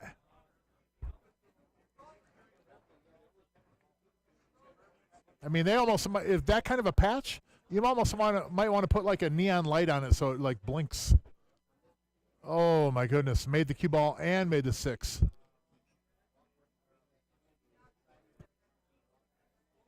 I mean, not only does it rarely ever come up that you have a 5-ball combo and 8-ball, but what are the odds that you actually have to shoot it, right? Put that on your jacket. You know, put that patch on your case. You might have won a Charlie out here, but I got a 5-ball combo patch. I will say this, though. It was a lot of fun shooting both of them. I mean, it doesn't come up very often. Going to have to come back for that 12-ball now. And it looks like Mike will be shooting 11-10 combo. No, he can make the 10. He might have to throw it. No, he can make the 10. The 12 will have to go from right over there, and the 8 will go from over there.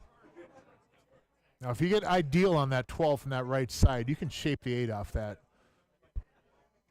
I might prefer, however, to get on that 12 and then come back for the 8. Like with this shot. 11 down to the 12, 12 to the 14, and then 14, I just run the cue ball straight back and forth and then get on the 8 ball. And he's got a really good angle on this 11 to shape that 12, too.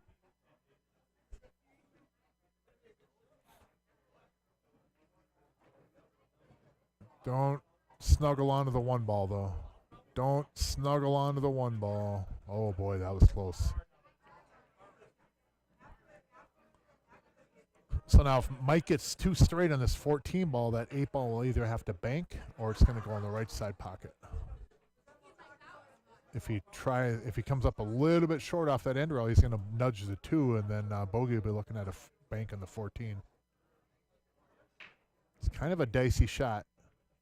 Because the minute you get, oh, wow, he hit that one good. That's a really good spot right there. A little bit higher on the cue ball would have been nice, but if Bogey hits this with pocket speed and just brings the cue ball straight across, Fenny and Bogey L are going to be loving life.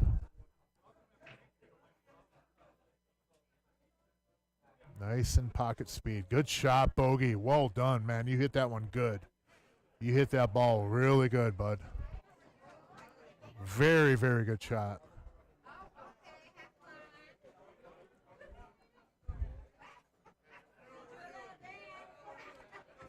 That was a great out, guys. Well done. Well done. That was really good.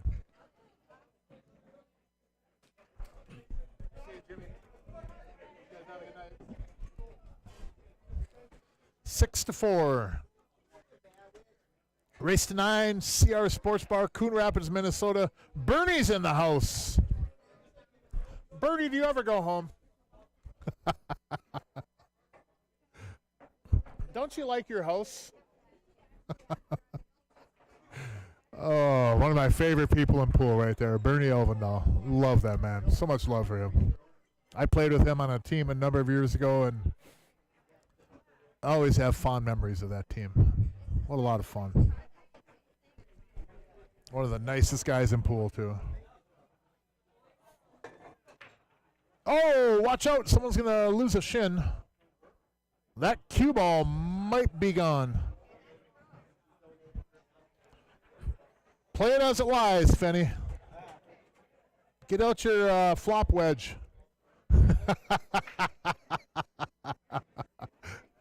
Wow. That ball rocketed off that table. Table 18, Aaron Seifert. Made 3 on the break, too. I like solids. There's only 4 stripes on the table, but I do like solids. I agree with this. The big key for these guys will be how they get an angle on that 1 and the 4. It's very accessible by the 2, 6, 7, and the 5. Any one of these balls will get them on that 1 and 4. Let's see which one they use to get up there. Looks like it'll be the 5 ball. That's not necessarily the best angle for it, but he could shoot the 1 here. If he wants, he could shoot the 1.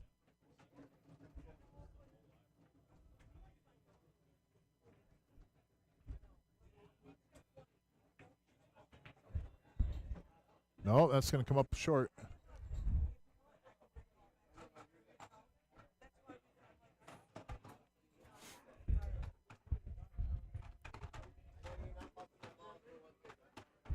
Now the 1-4 carom goes pretty dead, but there ain't many people going to shoot that from where it is. And you don't. That's not the right shot, but that is pretty dead from right there. Watch the stripes with the cue ball. Yeah, now he might have to actually shoot this 1-4 carom. The 1-4 carom. See where it is up there? You have to practice these shots. It's not obviously ideal by anybody's pattern book, right? But that isn't a bad. That's a very makeable shot, and it's pretty consistent. Scotty though does have a really good angle on the 6 to bank it cross side, and then shape the 1 or the 4 though. But there is a really, really dead carom. You want to carom this ball. Don't cut it. You want to carom it. Oh, my. He cut it, though. Watch out. Watch out. Oh, well, we're going to have to bank it.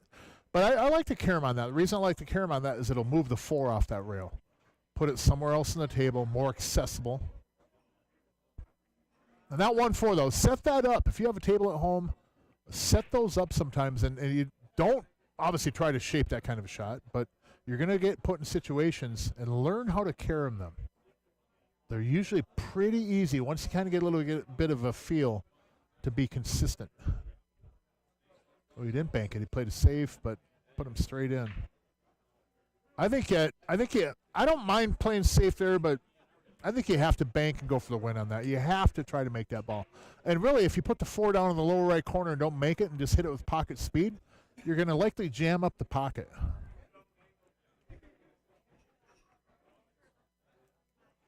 If I'm bogey here, I might be tempted to shoot the 9 ball, but watch the scratch if he goes too far with follow off this 12. I don't think he'll hit it that firm, but there is a scratch in the lower right. Nope.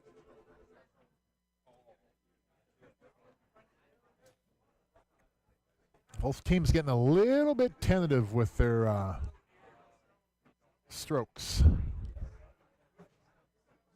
A little bit almost, I wouldn't say apprehensive, but just you gotta stroke through the ball. You have to stroke through. Hit it, you don't have to hit it hard, but every shot should contain some form of a stroke on the ball, instead of just pushing it towards the object ball. It's easy to fall in that habit, especially on the Simonis, but you have to have a stroke on the ball. You get way more consistent.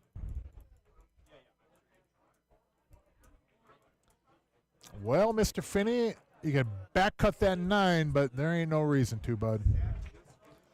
There ain't no reason to. Just catch the edge of the 13, float the cue ball back up table, play it safe, take away any bank from him, and life is good. He's going to shoot the 9, though. Watch the scratch off the 13.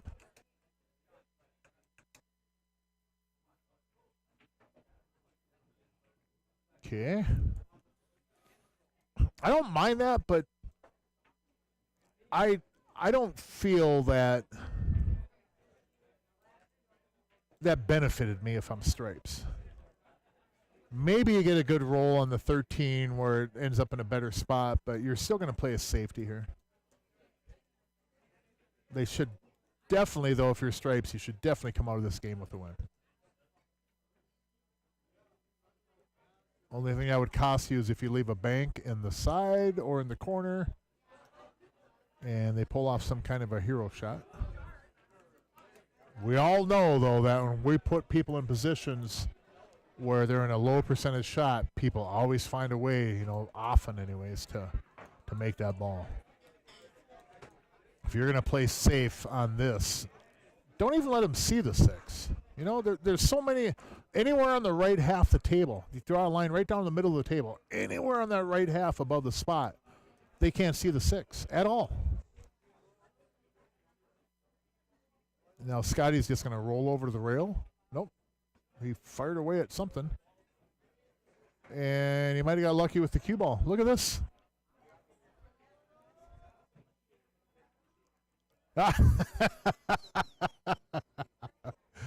Yeah, Mike, I share your sentiment, man. There's a lot of things happen there with that ball, but oh boy. The good news for you is this, Mike. If you hit this with some low left and get that cue ball back up there, they don't have a pocket for the 6.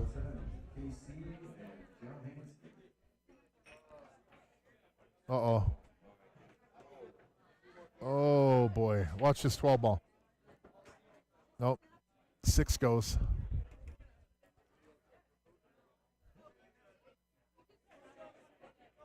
Both teams in this match is like, they're running real smooth, and now we hit some icy patches in the roads. There's a little bit of skidding here and there, but it's kind of to be expected. It's part of the match where a win or two for Bogey and Mike kind of locks it up, so maybe the nerves on both teams are getting a little bit tight. A lot of pressure under these live streams like this. Anytime you elevate it, makes the shot a little bit more difficult. Yep, anytime you elevate, it makes it a little bit more difficult. Now that 6 does not go up there, so Bogey's got a free safety. The thing you do not want to do is don't scratch or just don't give up ball in hand here. Try to get the 15 back in between, but, well, a little bit too hard. Now, since he can see this 6, Scott can put the cue ball back up behind the 8 ball again. Just roll off that left edge of the 6, put the cue ball up behind the 8. It's ideal, you know, where Bogey was, it's a free safe, but at least hide behind that ball. You know what I mean? Hide behind the 15. Make it more difficult. Because that's the exact shot I would probably try right there. Yep. He almost made it.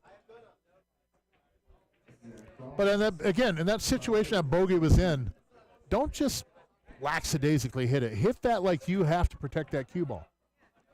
Because against high-level players or even players of this level or whatever, people are going to pull off shots. Take that away from them. If it's a 10% chance of making it, make it down to 0. Make it to 1. Oh, boy, oh, boy. Watch this 15 ball now. Oh, my goodness. And the 15 tied up on the 8, too. Oh.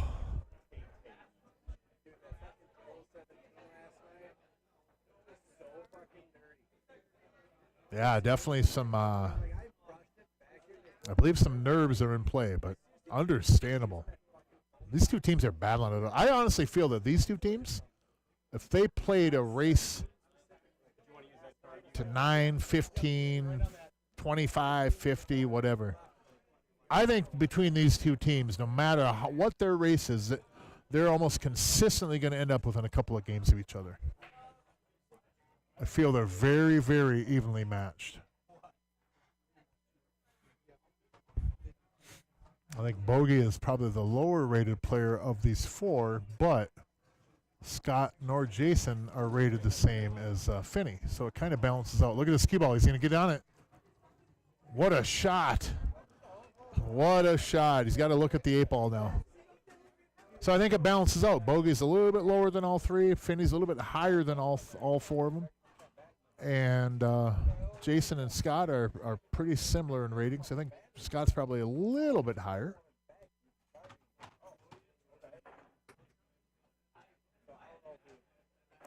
Watch the scratch. Oh, good shot. Well done.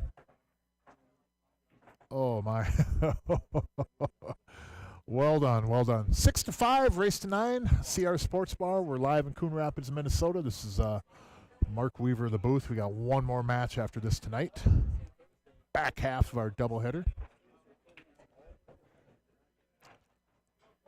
4 Bears Classic is next weekend, Thursday, Friday, Saturday, and Sunday up in Newtown, North Dakota.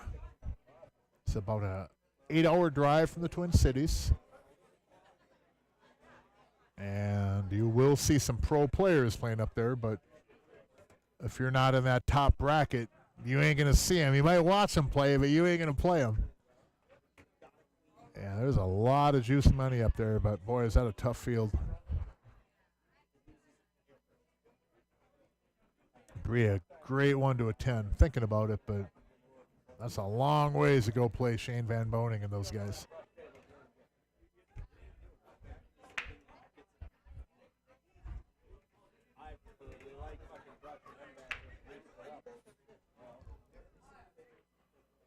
Well, you got a ball, second ball break. Pretty tight match, 5-6. Scotty B and Jason only down a game. It was quite the battle that last game. There was some nerves, I think, showing, but as to be expected, man, this is a lot of money on the line in this event.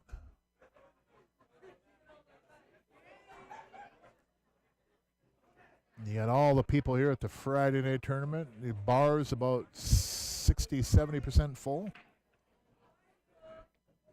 And you get some pressure, added pressure for sure. I like their speed, though. Well, look at that pace of play. Jason getting right down on the ball. Maybe he's got a 9 o'clock movie ticket already or something. I like the pace. Let's go, guys. 45-second shot clock down to 15. Yeah, you got to shoot it, Scott. You got to shoot that ball. Nope. And a pass. You might not get a better look at that 12 ball.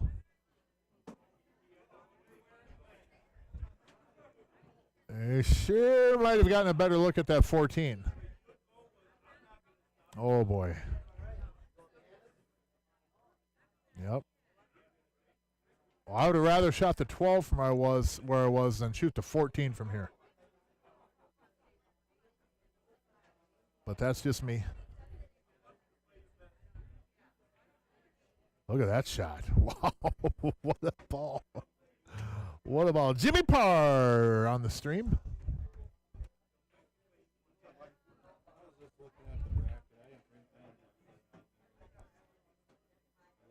Little trivia for you. For everybody out there on the stream. Oh, man, Scotty, here's a little trivia for you. There's a lake in northern Minnesota I grew up on called Lake Ada, right? Now, one time, before my time, I think there was 6 resorts on there. Can you name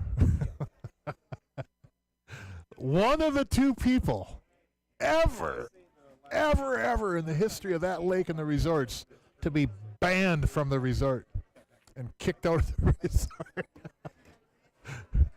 I'll give everybody a guess, and if anybody guesses, you got a piece of cheesecake on me here at CR's, but it can't be the person that was kicked out. So there was 2 people in the history of the lake that were kicked out and banned from the resort.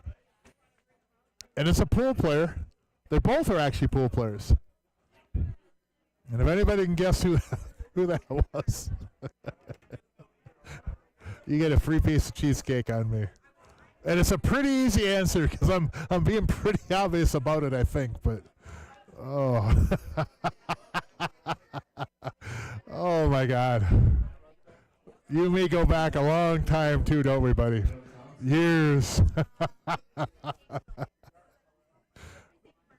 Free cheesecake, and all you got to do is guess. You don't get penalized if you get it wrong. If you guess wrong, it's not like you owe me cheesecake, but.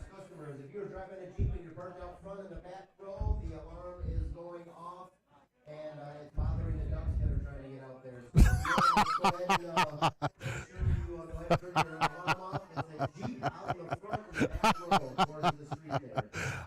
I'm biting my tongue right now because I want to say something, but.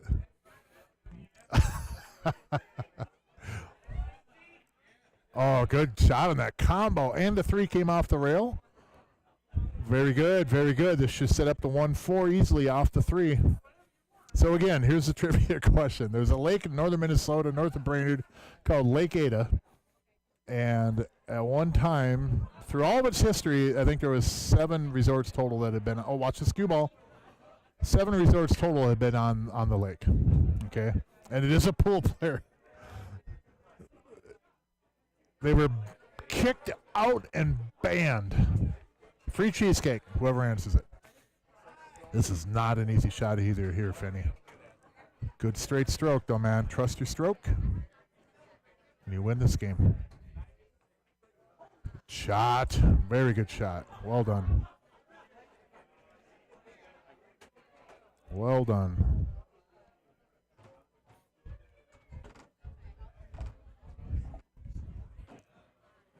Anywhere up on that part of the table, Bogey, and Fenny's going to be loving life. Just make it. Very good, very good. Roll it in, and they're up 7-5. We are a race to 9. Again, there is a second match tonight. There was a doubleheader tonight. Speaking of cheesecake, what a great idea for the break. Good night. Thank you, guys. 7-5, race to 9.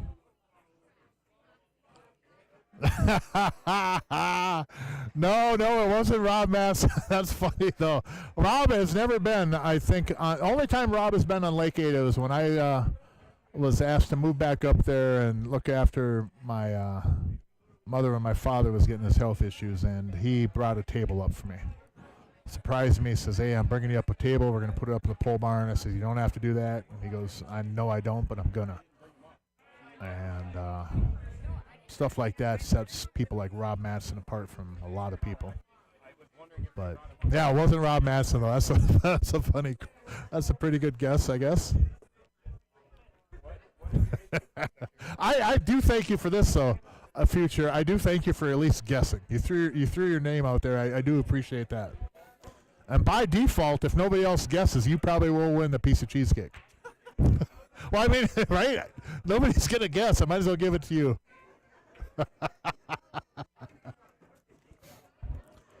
No, but we got another guess. Nope, not Edward. Nope. Not Edward. But it is a pool player. And I'll even narrow it down. Both pool players play out of CR Sports Bar. Most often. They do. Most often, yeah, they play out of CR Sports Bar.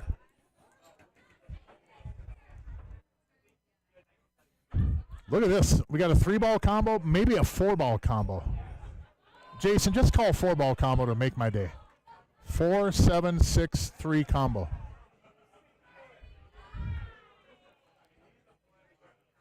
Well, tried at a 3, though. I guarantee you this. If Stripes misses, that 3-ball combo is wired. I may not always get it right, but I know this. That 3-ball is wired. So, Stripes, you better not miss.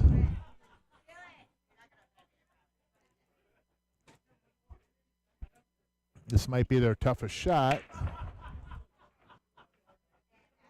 The 9-ball will be a little bit difficult for him. Possibly. Because I would have loved to be able to shoot that 9 off of the 11. But it appears right now that Mr. Finney might have to shoot that 11. He could take the 15. And if he shoots that 15 and misses, we're going to see a 4-ball combo. And I think we should give whoever shoots that a patch. I might not say 4-ball combo, but. Well, Bogey, are you going to ruin the 4-ball combo?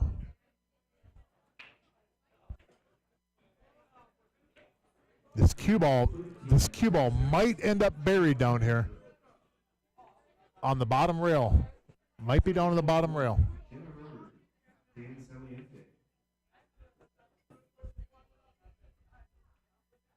Yep, gonna end up down there on the bottom rail.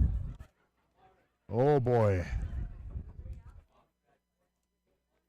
Yeah, Mike. Yeah, buddy. This is not an easy spot right here. So we got Rob Madsen as a guess, and we got Edward as a guess. And if that was Edward Bregu, no, he was not up at Lake Ada in northern Minnesota. But I'm glad that we had 2 guesses. As it is now, you two may share this piece of cheesecake.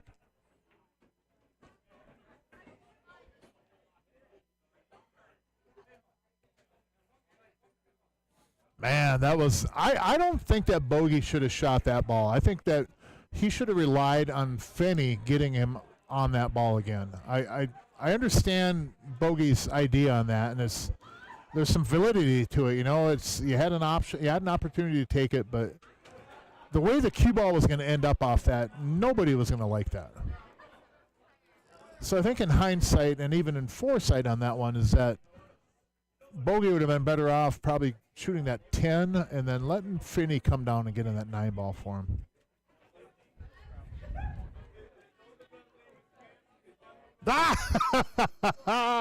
Gordo Kong. Yes, you got one of them right. Yep. You got one of them right. I'll give you a hint. His cousin was the other one.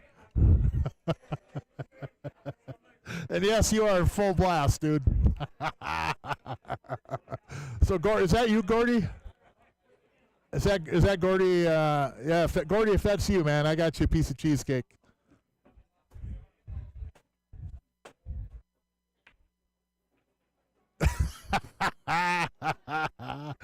Oh yeah, yeah, Gordy, you got a piece of cheesecake. I mean, you might have known that already, but you know what? You win, buddy. You got a piece of cheesecake coming. Now there is one other person out there that was kicked out, so if that one is guessed too, I'll buy another piece of cheesecake. I'll put another one on the line. But you can't guess, Gordy, and Danielle can't either. Let's be fair. Oh, okay. Now we should have a 6-7 match. As long as this cue ball doesn't get away from him here. Perfect. Great shot, Jason. Well done. That is a really good ball. Barring a miscue. And here we are. Back within a one game. Race to 9, 7-6. This is what we logged on for, ain't it, folks? This kind of a match. It's back and forth, back and forth. Like I said not too long ago, they would have raced to 15, 25, 50. I think they'll be within 2-3 games all the time.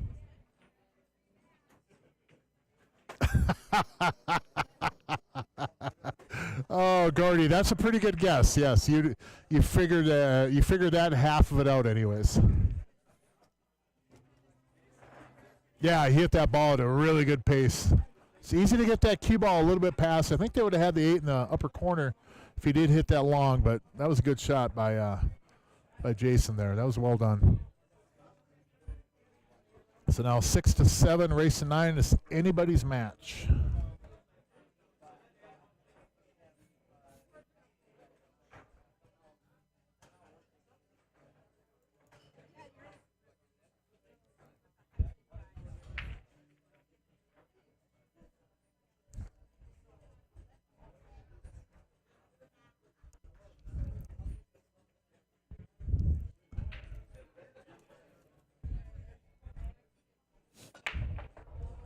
Well, Mike, you guys got a chance to get on the hill. The 9 will go in that pocket by the 10. The 14 will go in the pocket over there on the lower left corner. And Stripes, as long as you don't nudge that 1 in the way, you're looking pretty good.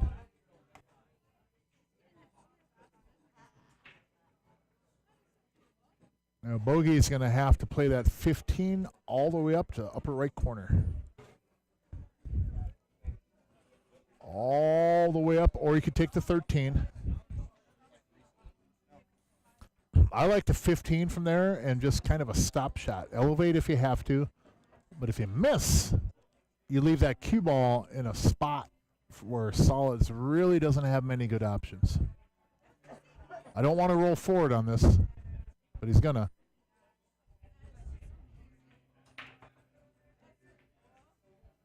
Yep. Only reason on that on a stop shot is if I miss, look in between that 13 and the 8. If you put that cue ball right there, Solids, they have the 5 ball on a really kind of a tough back cut, but sometimes you got to play the cue ball too. And even if he had made that, look where the cue ball is. Stripes doesn't have a real easy shot after. Maybe the 11. I just wouldn't want to sell out that 5 and the 6. I don't know. I don't think Solid's going to run out from here just because that 7, 4, or 3, and the 1 are just kind of a mess down there. But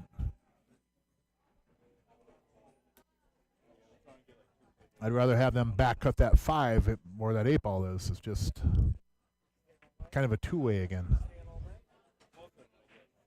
Does it making the shot a little bit tougher? Possibly, but protects defensively on a miss. Uh-oh. And when you get to where you're up there, if you're a little bit flat and try to create angles and do too much with the cue ball, that's when you start missing shots like that. Because Jason, not to his fault at all, was in a spot up there where he had to do a lot with that cue ball to get on a ball. A lot.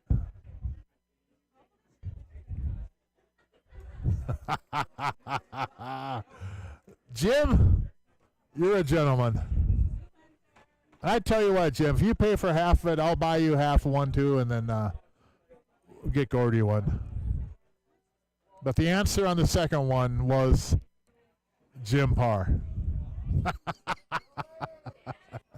I've known you for, what is it now, 40 years, 4 decades?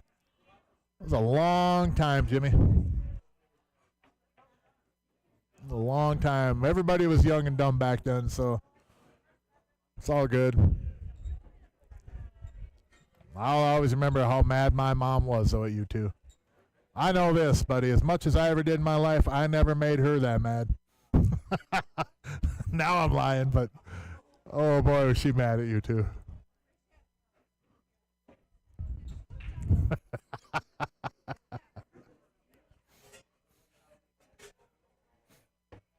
Too long. Oh, that's funny stuff.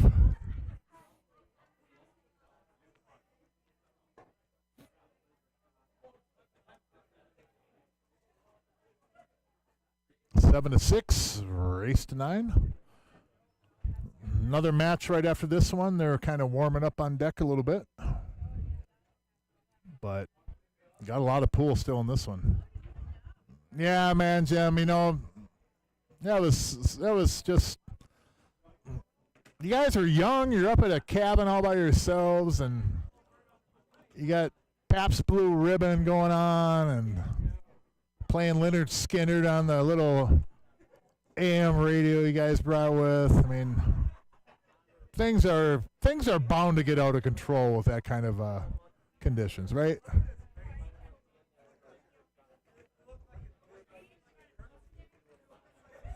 Wow, good shot, Bogey. So, Finney, here we go. 13, lower left corner. The cue ball has to go right in between the spot and the 8 ball and sit right there. That's where you want to end up, right in between the 3 and 8 would that be ideal. This is not an easy ball to position.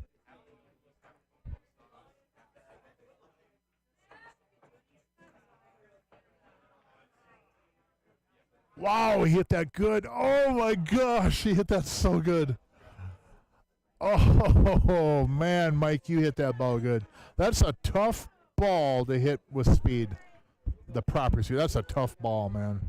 You hit that thing really good, though.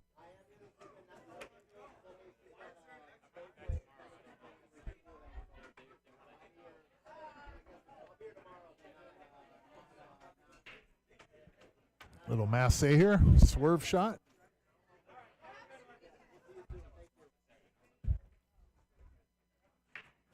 Might have to jump this one.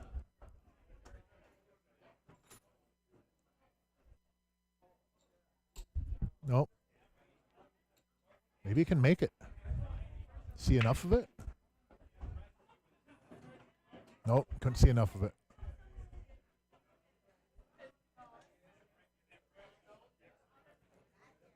Well, solids. Here we go. Make it a race to 2.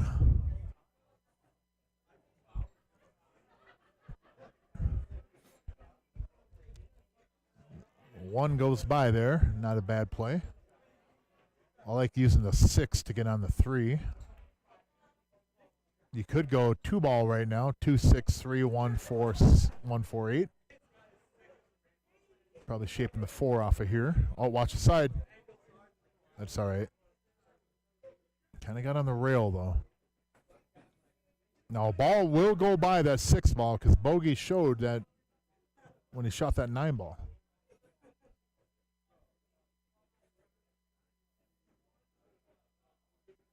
But Scott won't be able to do a whole lot with this cue ball. I like drawing from this 4 ball back up table, get on the 6, and then use the 6 to get on the 3.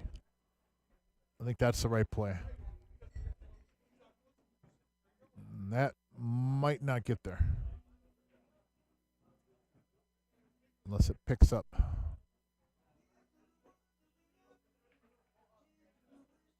Yep. Boy, I don't know, Jason. I don't like that combo. I might have to roll that 2 ball. Does the 3 go? suddenly they're in kind of a dicey spot. I think there is room by that 14, otherwise he wouldn't be shooting it, right? 8 will go in the lower corner. What a shot. Oh, man, what a good try. What a good try.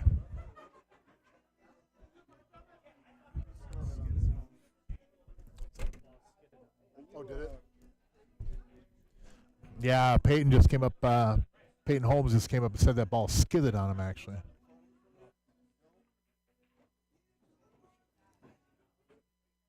Well, Mr. Finney, I don't know the play to pocket a ball from here, but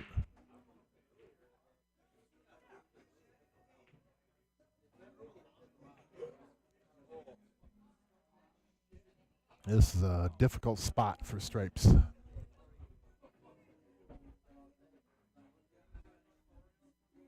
Nope, it's not going to do her. That was a tough spot.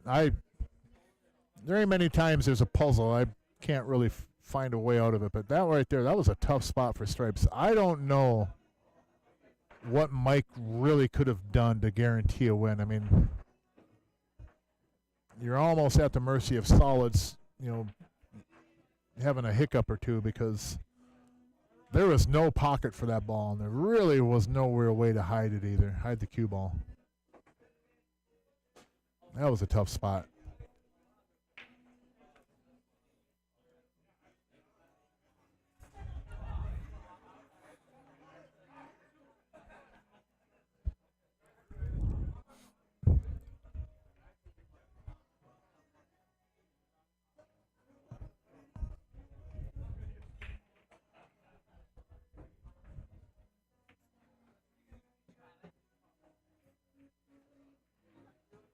Good shot.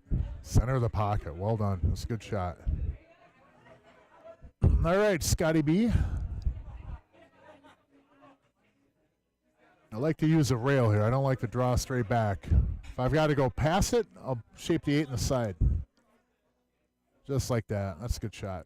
Don't get over the stripe, though. Oh, no. Oh. Let me make it as difficult as possible from over there. Actually, it could be more difficult. The cue ball could be locked onto that stripe, but that's a little bit unfortunate. Just makes the shot tougher. A little bit of inside on that, Scott would have went a long ways. A lot more of a inside just to kill that cue ball.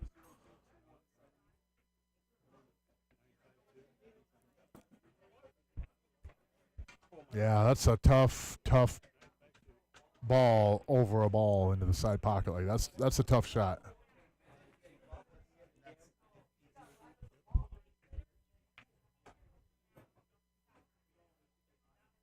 See where Finney ends up here off this.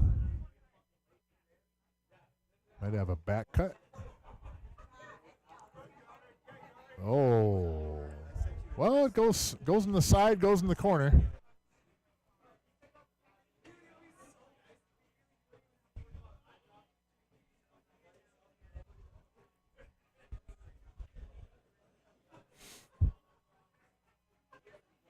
Kind of a tester here.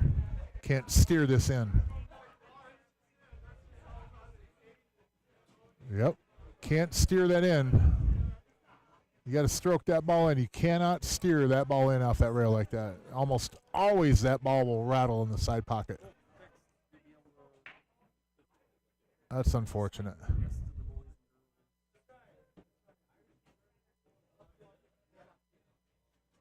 Yep. Race to 2 now. Handing a couple of games back and forth in this match. Kind of expected.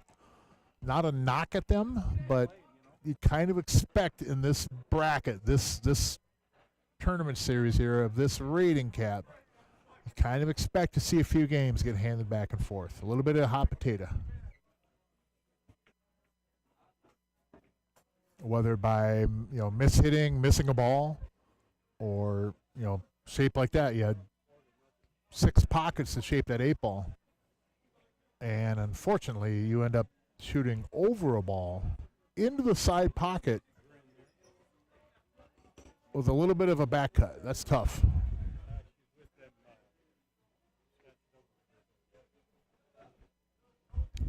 they got the win.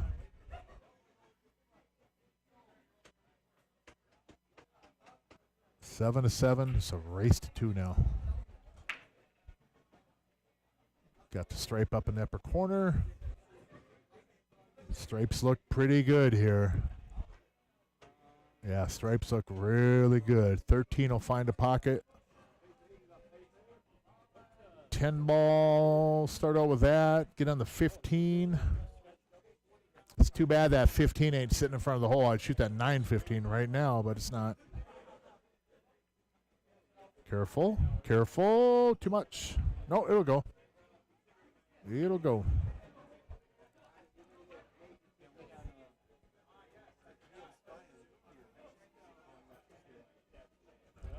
Whoa.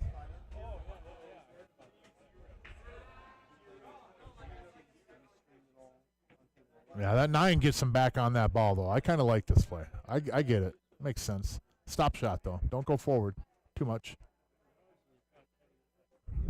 Good shot. Very good shot. Very, very good, Jason. Well done. That ball and that 1 ball the other game, you hit those balls really good.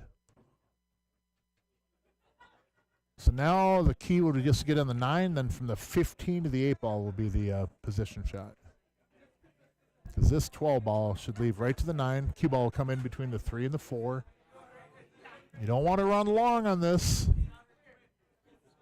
And you don't want to end up too short either. You don't want to run long. That's really good. Yep, really good. That'll work. That'll work.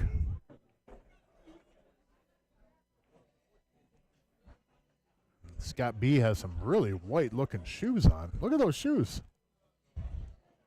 Look at the glare off those shoes.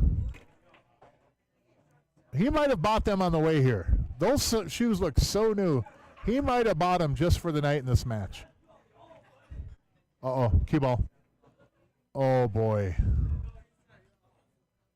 Oh, boy. That's part of the reason why when you have a look at a ball like that 15, you take it. Because you might not get back there.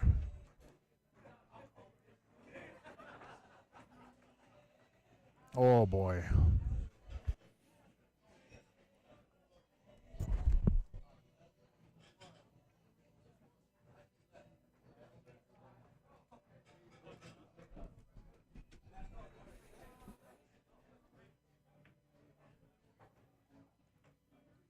Well, boy, this is a tough hit. You got to go to another rail since that 15 is froze. It'll go to another. Uh-oh. Oh, boy.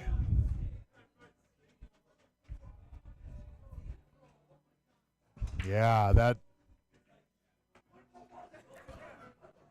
that's a tough one to swallow there.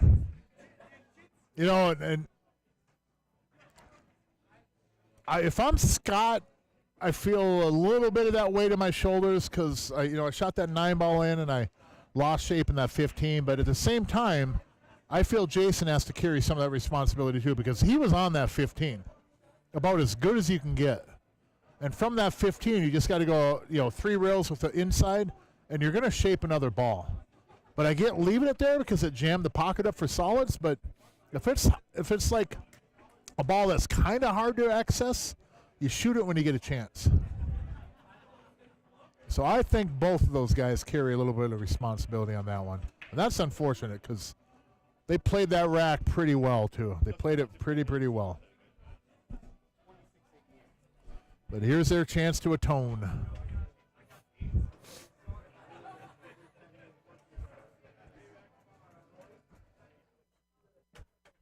And solids look pretty good here. I'm shaping the 12. Oh, no. We'll be on the 14. Yeah, I would try to come right on that 12 ball. 12 gets me on the 9. But this will work. From the 14, you have to roll forward, take either the 11 or the 10 in the upper left corner. Since the 4 is blocking the side pocket for the 12. You could take the 9 now if you want. I don't really mind that 14 though, to be honest, but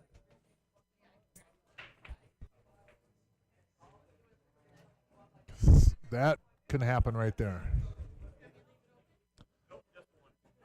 The solids, the trouble here will be the 2-6, obviously. Other than that, every ball has a pocket. I'm not sure if Bogey can throw a bunch of inside on this and run into the 2. You really, really got to stroke this ball well. He's going for it. I think he can do this, yeah. Just turn it a whole bunch of left. Nope.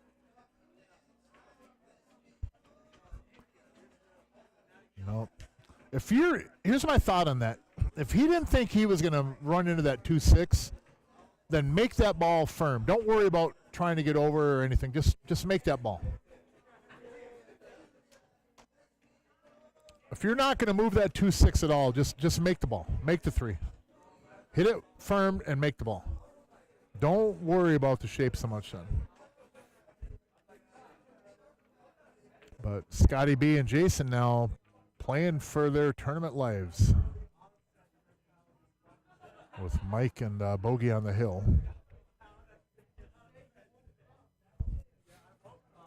And for some reason, Jason does not seem to like that 14. I don't mind it in the side or up in the corner.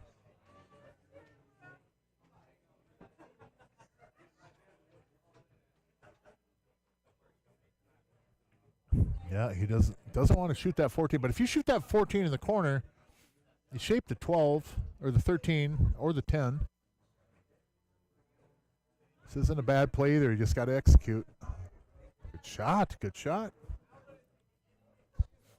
Scott will have a combo, probably the 11-14.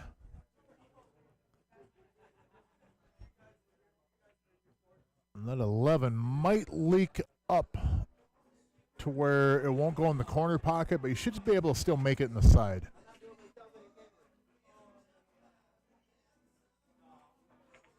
Oh, he had the 10 combo, 10 ball combo, okay. I might have went after the 11. I know it was a little bit tougher combination, but I'm pretty sure I get on that ball.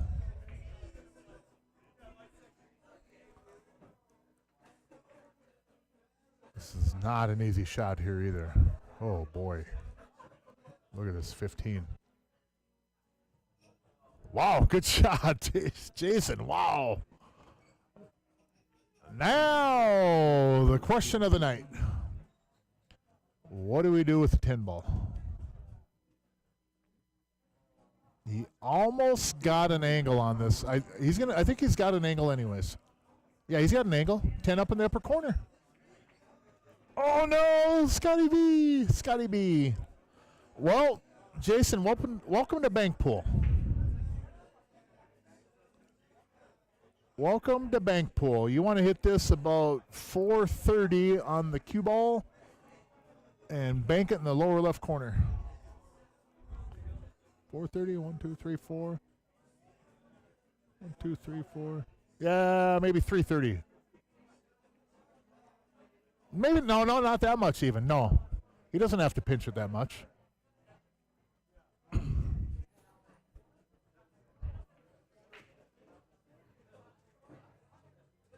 Yeah, he doesn't have to really pinch it as much as I thought, but he's got to get the cue ball out of the way for the double kiss. This may go in off the 5. Oh, what a good try. What a good try. That was a good bank, too. He hit that ball well.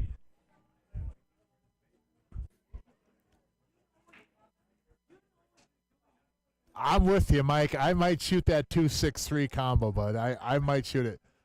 By every pool book that you'll read, that's not the shot. But you know what? I think for sure right here you got to shoot it. I just wish you had 2 more balls involved so we could do a 5-ball combo. Oh, 2-ball got tied up now. But it does go in the lower right once the 6 is gone. So not a big deal. Take the 6, shape the 7, get on the 5. The 5 will get you on the 2 in the right lower corner pocket. Not a big deal.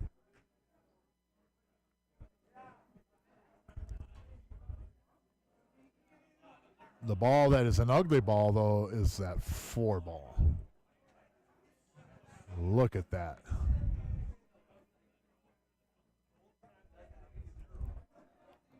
I don't know if I play a safe here, but I'm running out. 7 ball to the 5, 5 to the 2, draw from the 2 back to the rail, roll the 4, and go up table and shoot the 1. This ain't a bad play, though. I like this. Yep, that ain't a bad play. That ain't a bad play, yes. Mike gave me a thumbs up for getting that 4 ball in the most ugly position on the table. Oh my God, I love that. He gave me a thumbs up. Oh my goodness. I think Mike watches the stream once in a while. Oh, that is great stuff. I love it. He immediately looks over here at me. Nope, that might not get there. You know, honest to goodness, that might be one of my favorite moments commentating of all these matches I've ever done. That thumbs up from Fenny right there. That just made my night. Oh my goodness.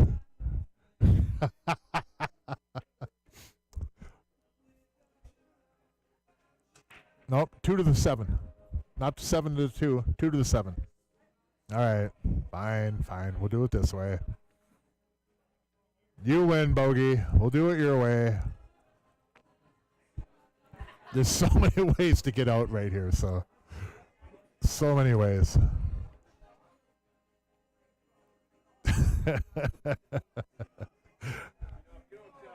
Thumbs up from Fenny for moving that 4 ball off the worst spot in the table. I love it. I absolutely love it.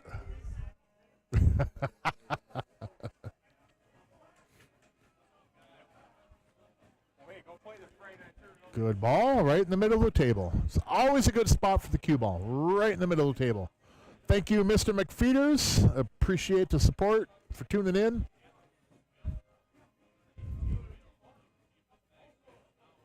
Bogey L on the 1 ball.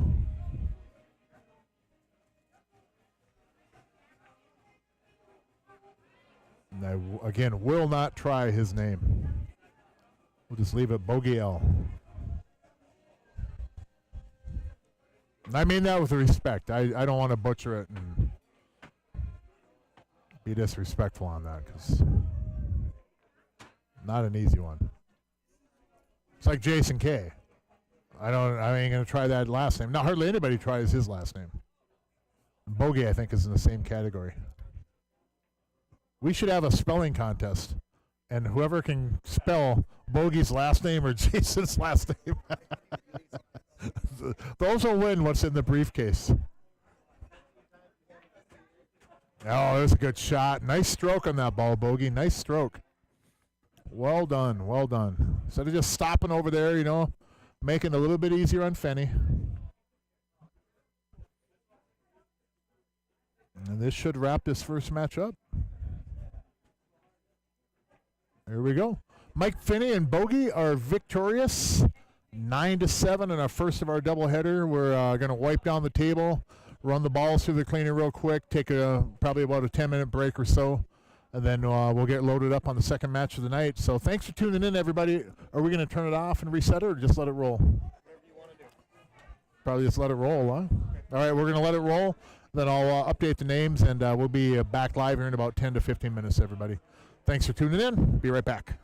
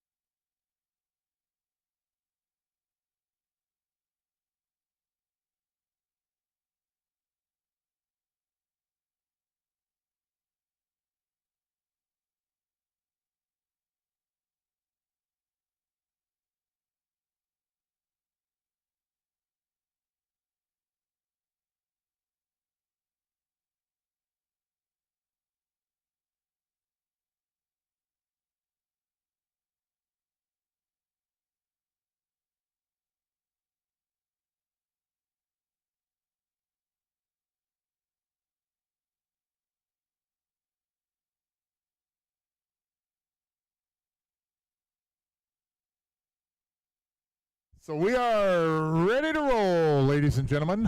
Round 2 of our doubleheader. We got Marquise and Tuck versus James and Jeremy. Another race to 9 coming up. Bogey and Finney victorious in the first one.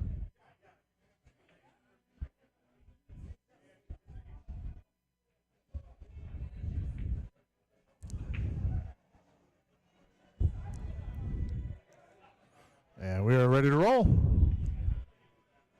Race to 9 once again.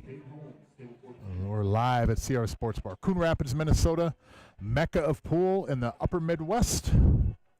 Marquise at the table breaking.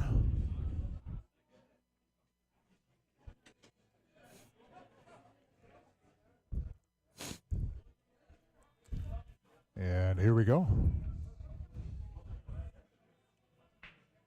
I got the names on the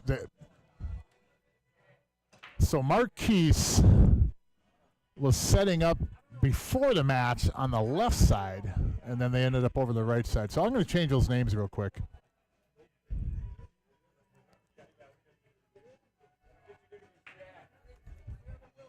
You don't do an interview with the winner? What?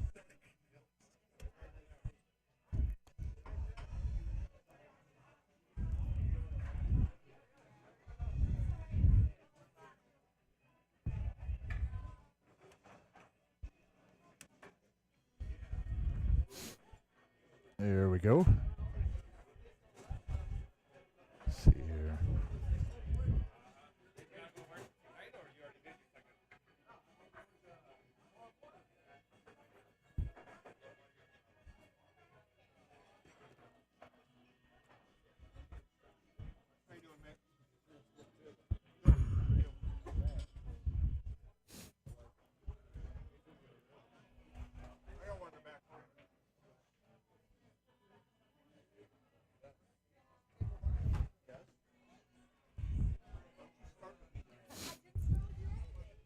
So James then at the table, his partner upper left, Jeremy, and then Marquise and Tuck on the right, upper right. Get everything squared away. And it looks like Jeremy has a North Star hat. I root for both teams, but I might have to root for them a little bit more with that North Star hat. That is a nice throwback from when the Dallas Stars stole our name. Well, not really. They kind of bought it, but really feel if there's one name in pro sports that belongs to Minnesota that should be here, it should be the North Stars. I mean, that's a tough one to get past, I feel.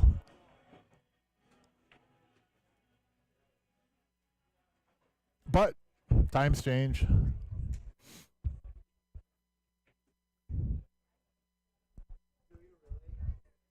It's like he was playing almost a little bit of a safety with that cue ball. And there's not a whole lot going over on this side of the table for solids. He does have the 7-up table, though.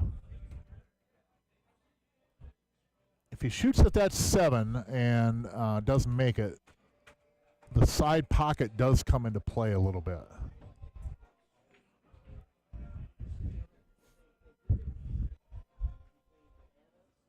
Yeah, the side will be in play on this ball. Should be able to avoid it, though, but depends on where he ends up contact point on that 7. Well, missed the ball, but did avoid the scratch as well. So now 13, and the side lays pretty good right now. I'd have a hard time not shooting that 13 right now. But this ball will get them over on the 10. Oh, no! Oh, jeez. That was a good play. I like that play, but, man, you got to make the ball, though.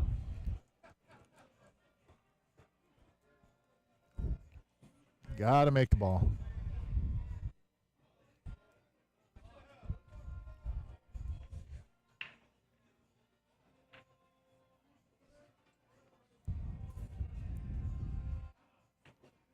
That rolled forward a little bit, but that just made the 1 a little bit tougher.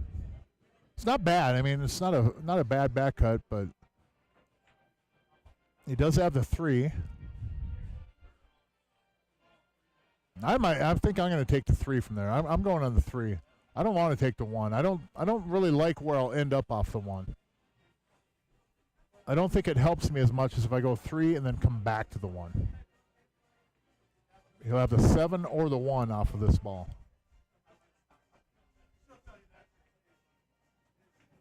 Well, hit that one pretty firm, so now you actually brought the 4 and the 6 into play and the 2 ball.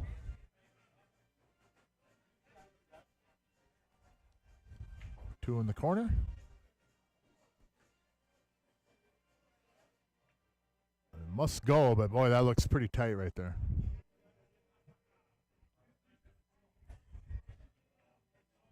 Yeah, it was a little snug, but blocked the pocket for the 10. Now, if I'm playing this rack right now, I'm banking that 10 right now. It's almost as good as you can get to be looking at a bank shot, and I don't think you're going to come back and break that ball out.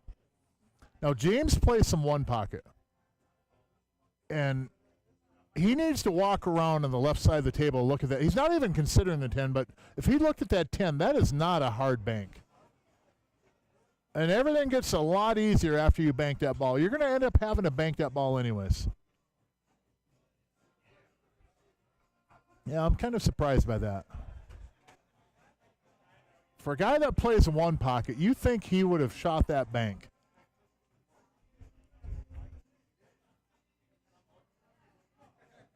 Because now you're going to bank it anyways. Unless Jeremy can come off that bottom rail and move the 10, but you don't have a pocket up to the right, and the pocket up to the left is partially blocked by the 7. Now you're shaping a bank when really, and no offense on James on this, but James was sitting in a really good spot to bank that ball. You'll still get a good look at it, though, but it's where Jeremy ends up leaving him, whether James can get on the 13 or not. That's kind of the big thing here. And now that's a tougher bank than what he had before. And it's also going to be a little bit tougher to shape for the 13 because he could run into the 6, or he could even go all the way up and get behind the 7 with the cue ball. Oh, James, you're not going to make him bank it, are you? Shoot the 13 and then leave it for him. You got to bank this ball.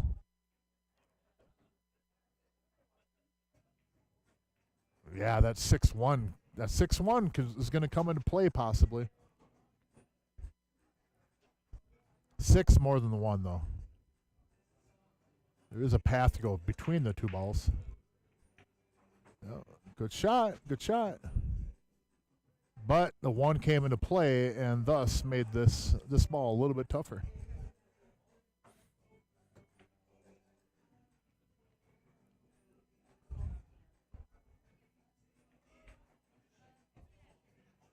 Watch the side pocket here. Oh, good shot, Jeremy. Very good shot. Wow. Nice call. Nice shot. Very good.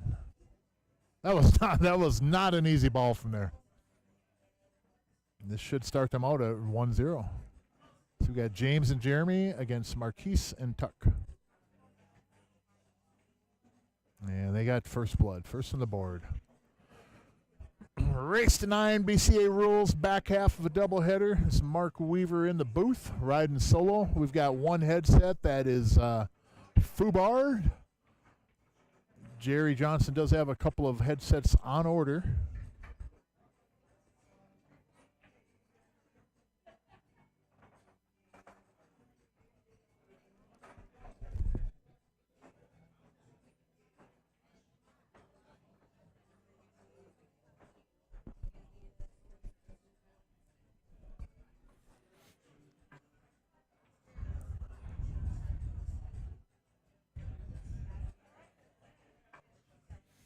This is Scotch doubles at CR Sports Bar in Coon Rapids, Minnesota, sir.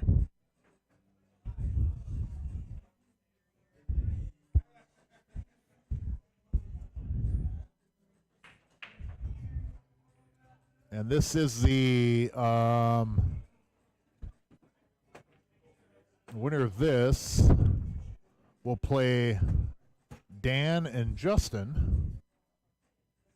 And then the winner previously of Bogey and Mike Finney will play the winner of Gary Newdecker and Todd versus Jed Lampy and Noah Blue Sky on Sunday.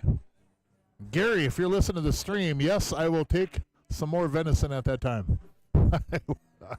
I will gladly. Thank you, sir.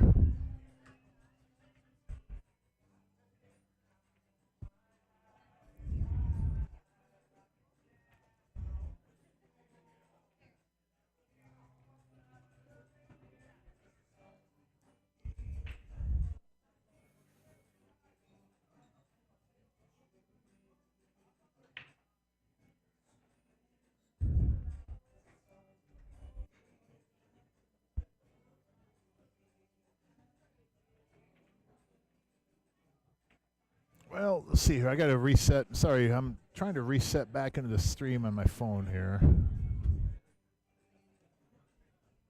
My battery power on my phone is starting to wind. So I might have to jump off here pretty soon as far as on the chat, but that is not necessarily the most ideal spot on the table. But I believe he does have a look at the 7-ball still, far up in the upper left corner.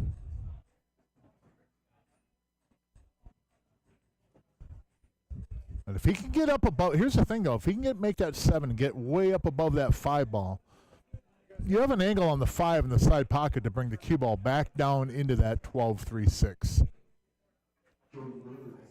So it's not really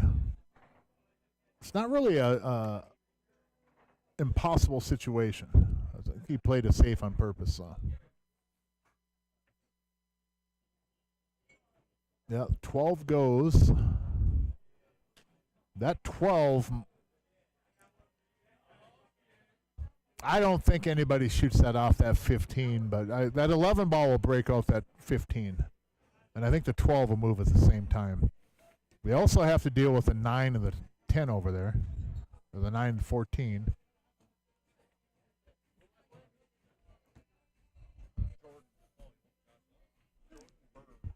So this ball will lead them to the 11 where they can move both the 15 and the 12. But that ball also will work really good for them to move the 9 and the 10.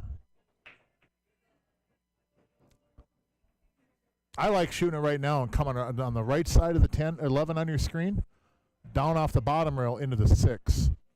And then I use my 11 ball to break out my 9 and that ball on the rail that was at the 10 ball, 9 and the 10.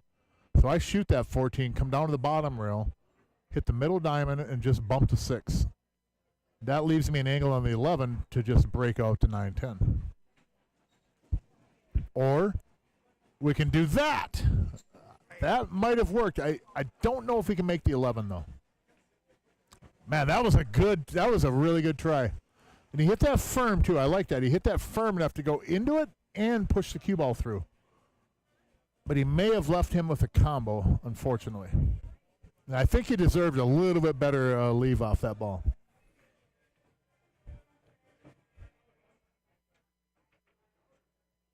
He hit that pretty good. He hit if that 15 moves just a little bit more, they're off and running still. Now they got 3 balls over there. Oh boy. Hey Noah, how you doing, bud? Yeah, looking forward to that match on Sunday, 7 o'clock. Put you right on that stream, my friend. Great job again on getting Niels here and all the exhibitions and training sessions and the match with Hank here and everything. That was awesome, dude.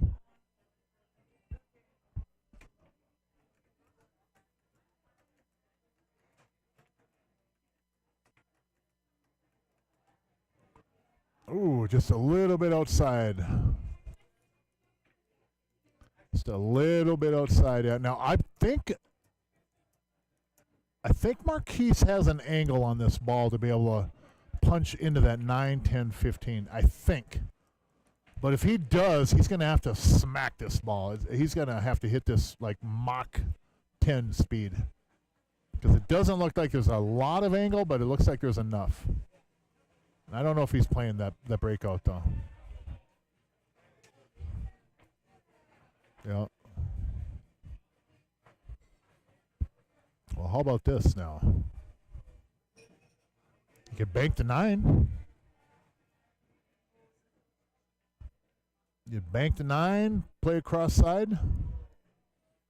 Doesn't really help you, though.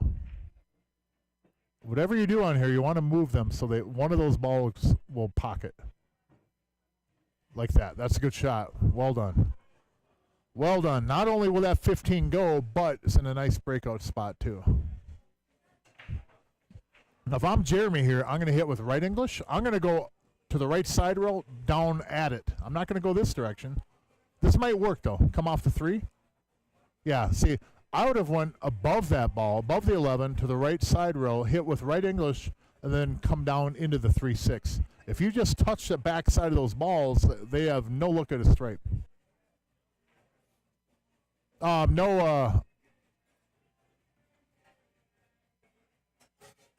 Bogey and Mike Finney won.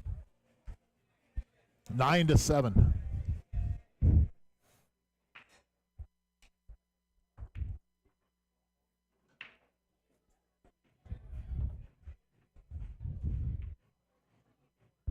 Shot. Cue ball stuck on the rail, though.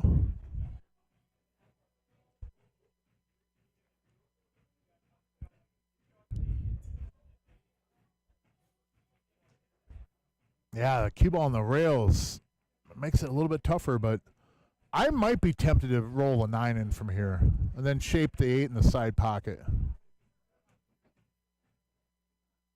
Unless he can get that ball off the rail a little bit and make it easier for... Yeah.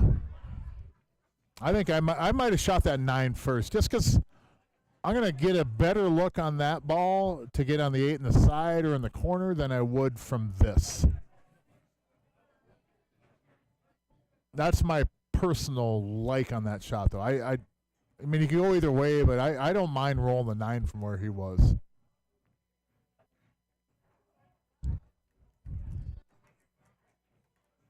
Tendency will be to overcut this. But he hit it absolutely perfect. Wow, what a shot. Killed the cue ball nicely off that right side rail, too. And we should be looking at 1-1.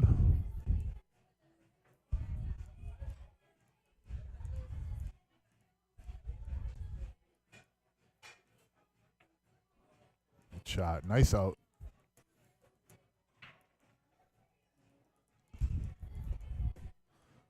So 1-1, race to 9, live at CR Sports Bar in Coon Rapids, Minnesota. Friday night tournament well underway. 21 people, I think they said. $100 added to first place. 4,000 plus for the side jackpot. I can guarantee that I will not win that jackpot tonight. I don't even have a horse in the race. Used to be a time when I would be able to talk somebody in to let me put them in for the $1, but those days have come and gone. My stake horse days are over, John.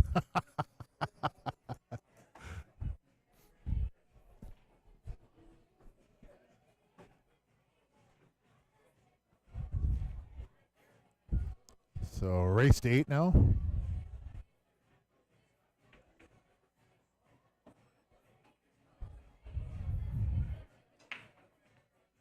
Cue ball, voided the side pocket. And there's nothing's going to find a hole here.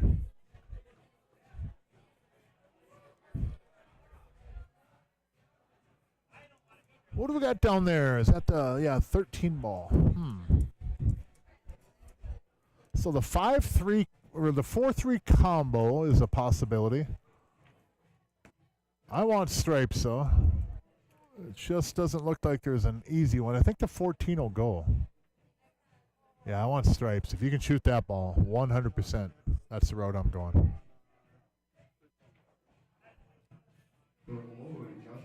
Good, good. Now the key here for James will be to come off that rail If he can go right at that 6 ball off that side rail, that would be ideal. But if he goes above it and gets in the 13, he can come back for the 10 and the 15. If he catches it square, he might end up with a back cut in the 10, make it tough, like there. I like that it opened up a little bit more, but we're going to see Jeremy's touch here because they'll shape the 15 off of this. Good shot. Very good shot. Very, very good. Nice control on that one. So they got the 9 ball up there, hiding behind the 4.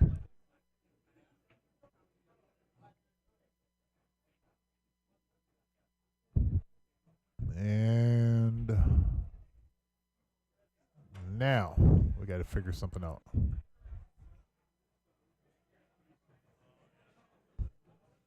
If you can make this ball still, it gives you some options, but if you can't make that 13 ball, then you are in trouble.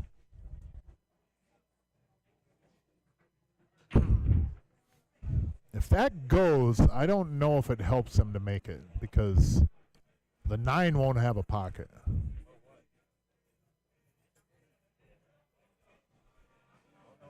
Ideally, you can take that 13 ball, roll forward a little bit, and then take the 11 in the upper left corner, and then kind of bump the 4, but you got to have really precise cue ball locations for all of that to happen.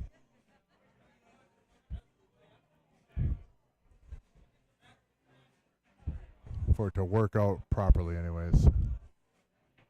Yeah, if you can get there, that's not a bad spot, but he's going to have to slide into the 4 and then bump it up table just a hair. And then the elephant in the room is the 8 ball. It does have 1 pocket, maybe 2. And neither one of those pockets is easy to shape.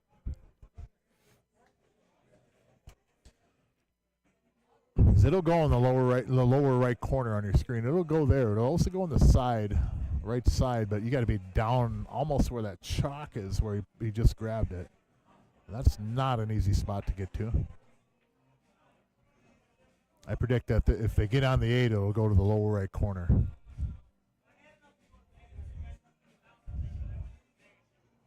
That's a pretty good shot. So now the cue ball will have to go in between the 4 and the 3. And then he might have to stay in the middle of the table. He might not be able to get over to the left side of the 6.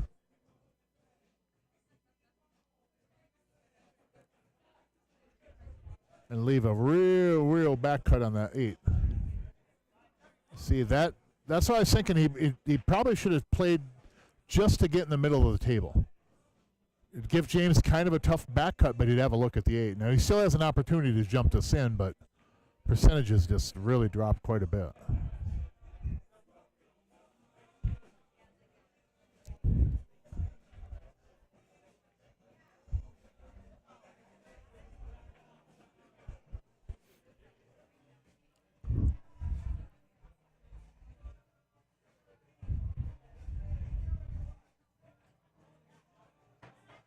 Oh, that's a good hit. Yeah, that was a good hit. Maybe a couple practice strokes.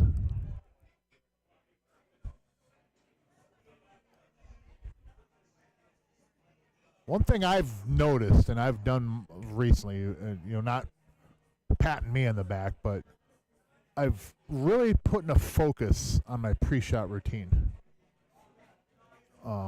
To try to get it consistent and to actually have one is probably the more accurate description. And I realized when I started focusing on it that I really didn't have a pre-shot routine. My pre-shot routine was dependent upon the difficulty of the shot, which was really terrible to do. Now, because I can play okay and can pocket balls okay, I get away with it. But to be consistent, to move up the ladder, to play, better, a pre-shot routine is just, it works for the pros, right? So when I watched that U.S. Open and watched John Mora with his pre-shot routine, I've slowed it down quite a bit and done multiple practice strokes like he does, and I've noticed a lot more consistency. And the reason I'm mentioning that is that I feel on the jump shot like that with James did and a couple other shots, maybe a couple more practice strokes, just to get more of a routine, consistent routine. Good shot, Jeremy. Well done. Well done. 2-1, race to 9, live at Sierra Sports Bar. We're on the back half of a doubleheader. Mr. James Newman and Jeremy up 2-1 over Marquise and Tuck. Players, card for the balls, please.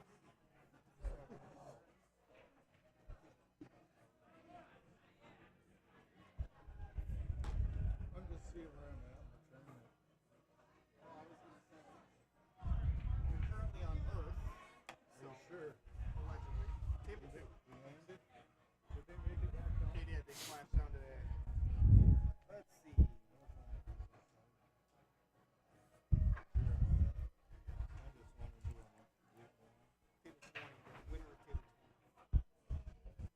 So James will be breaking again.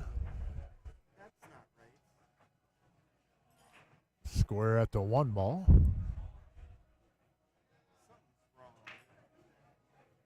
And didn't get a ball, but pretty decent spread. That 2 ball's in a bad spot if you're solids. No,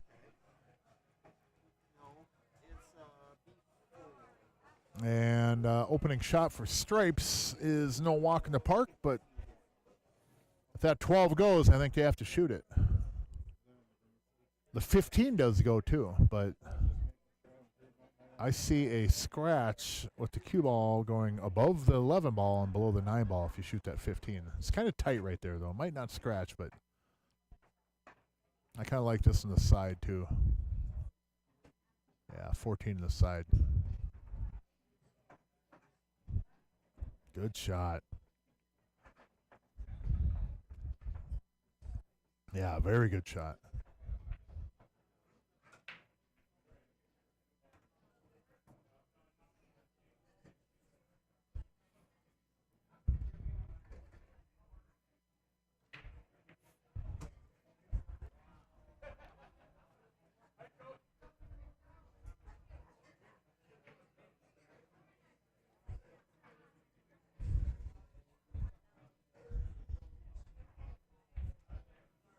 Oh, boy.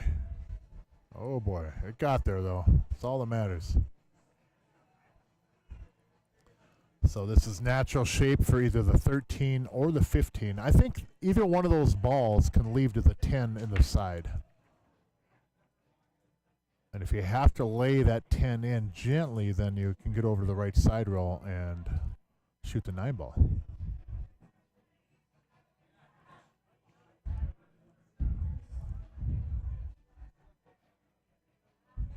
But the 15 does not lead to the 10.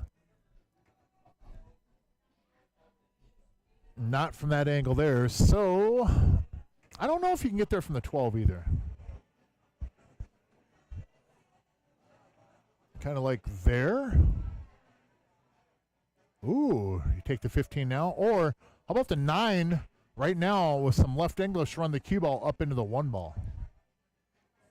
Gently. Because that should leave you on the 10 on the side. I kind of like that play myself. Spin it with some left English, the 9 ball, come right off that rail into the 1. I think with the 15, the cue ball might float up above the 5, and you might be in no man's land. Unless he's looking to get above and then use the 10-9 combo next.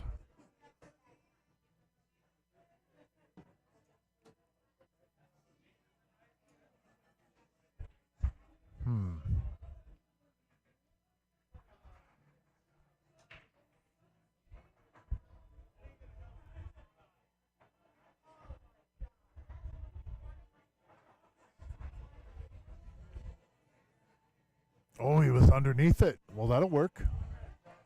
Tough combo, but you make the combo, you're on the ball. Almost assuredly. I want to go some inside on this 10 ball, though. I want to go inside right. I might even hit it almost about 3 o'clock. And about a tip, maybe even a little bit more from center. Because I need that cue ball to come in between the 5 and the 1 on its way back off that side rail.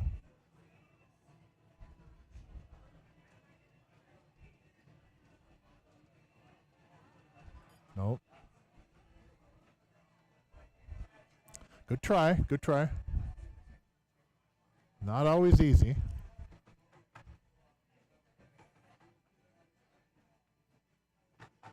Now, as much as they might not like to shoot this ball, I think the right ball to shoot here is the 3. I want to leave the 4 to get on the 1. Or I go up table and go 6 and get rid of some of those balls up there. But I'm not going to get rid of that 4 quite yet. That 4, I need that ball. That's all right. That's all right. You can play it safe right behind that 2 ball. Nothing wrong with that either.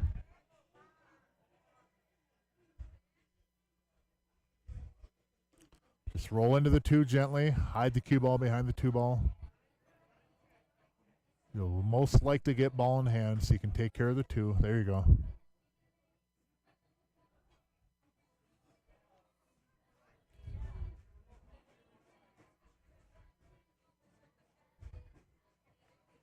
That'll work. Yep, that will work. If you're stripes, this is a very difficult situation to stay afloat here, because that cue ball is going to find, you're going to be on something for solids. Yep. You're in a tough spot there, man. And now all the solids are open.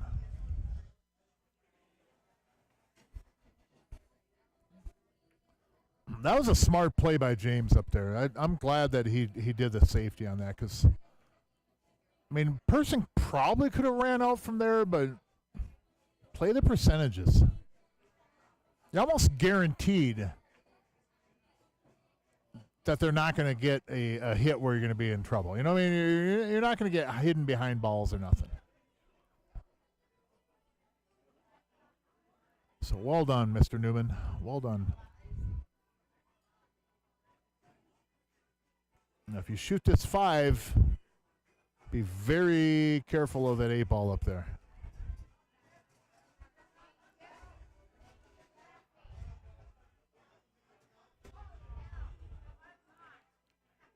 Shot. Go to the 3, 3 to the 4, 4 to the 6. I think, though, that one of these 2 is going to have to shoot that 2 or the 5 in one of the corner pockets.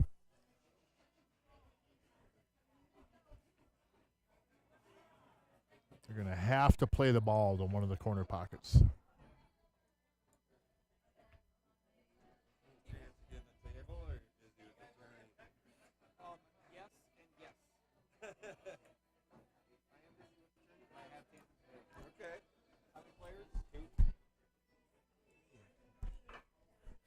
But the reason around that is that 2 and the 5 are, so close together in the middle of the table that if you take the 6, you're still not going to be able to shape either of those balls to the side.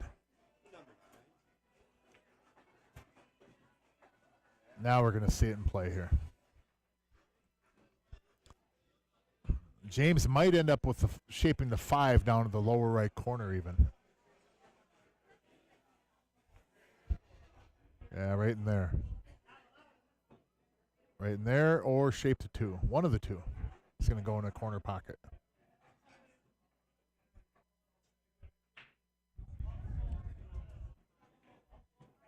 Or you can just get around and, oh boy, I don't know if he can make the 5, can he? Yeah, he can make the 5. Yep. Boy, that was close, though. Or maybe he can't. Yeah, he's got the 5. Come down to the bottom rail. And take it in the corner. Wow, he shot that quick.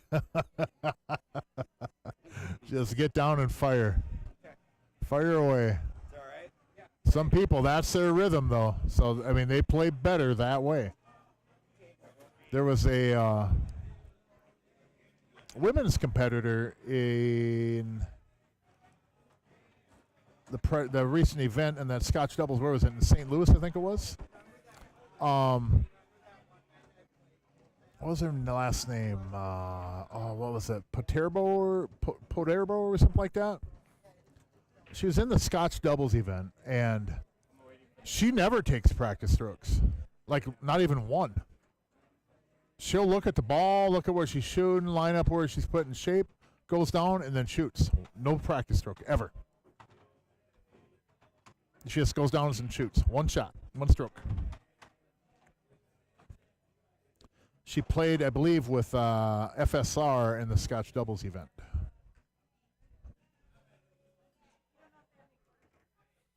I think her name is Pobero. Last name, Pobero.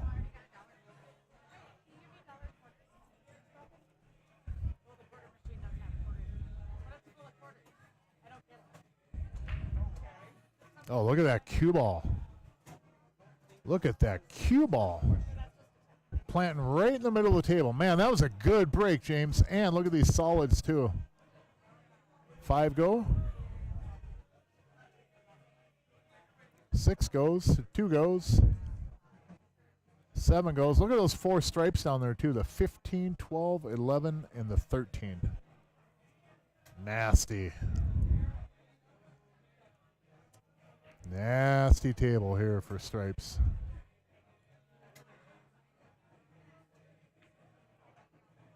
Good shot. Good shot. Good shot. Now the ball they got to worry about is the 3 ball.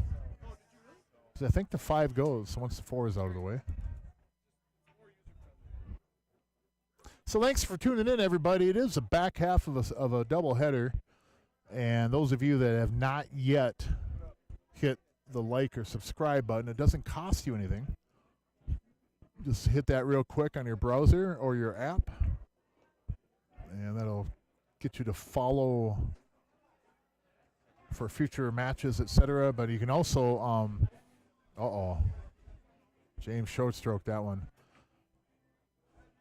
You also go over the Facebook page of Jerry Johnson and Sierra Sports Bar, and you can like there, and that'll also follow for you. While you're at it, What Now and Pool the Podcast, go over to their Facebook page, hit the like button as well. You can see a couple posts on there regarding the juniors drawing for the April Larson Q, free drawing for junior players. Doesn't cost a thing to enter. And there is a video, a link to a video on there with Hank the Tank where we kicked off that drawing and kind of explained how it works.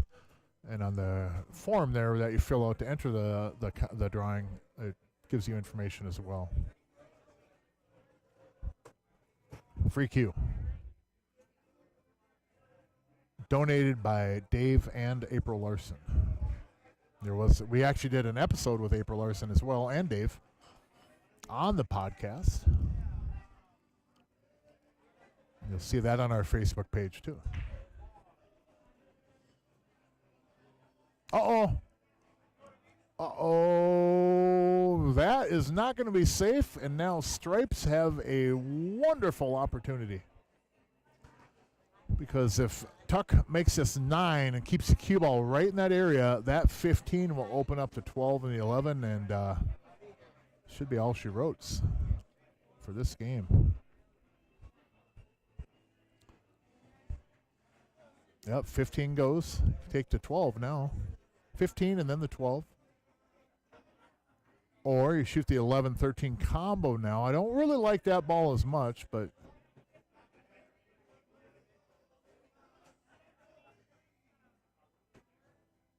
if I'm tucked, though, on that last ball, I'm going to stop shot. Keep my cue ball up there and shape the 15 ball. Because that 15 from in that area separates the 12 and the 11 perfectly. But this will work too.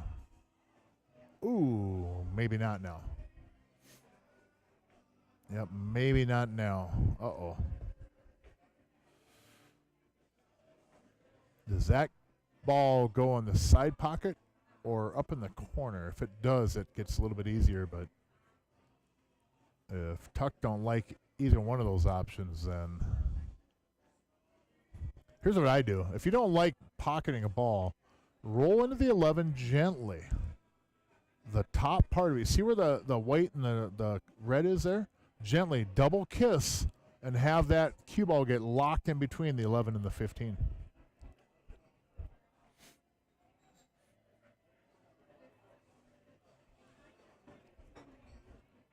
I think James can make this 2 ball either on a jump or he could carry him off the 5 ball.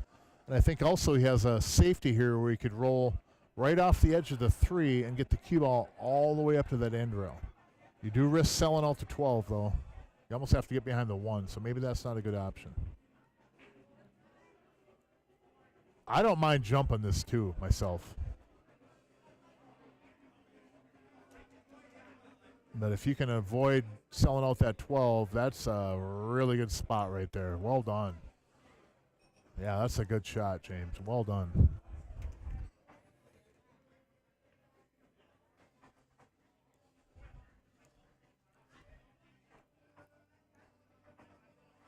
Play safe. Just trying to hit it now.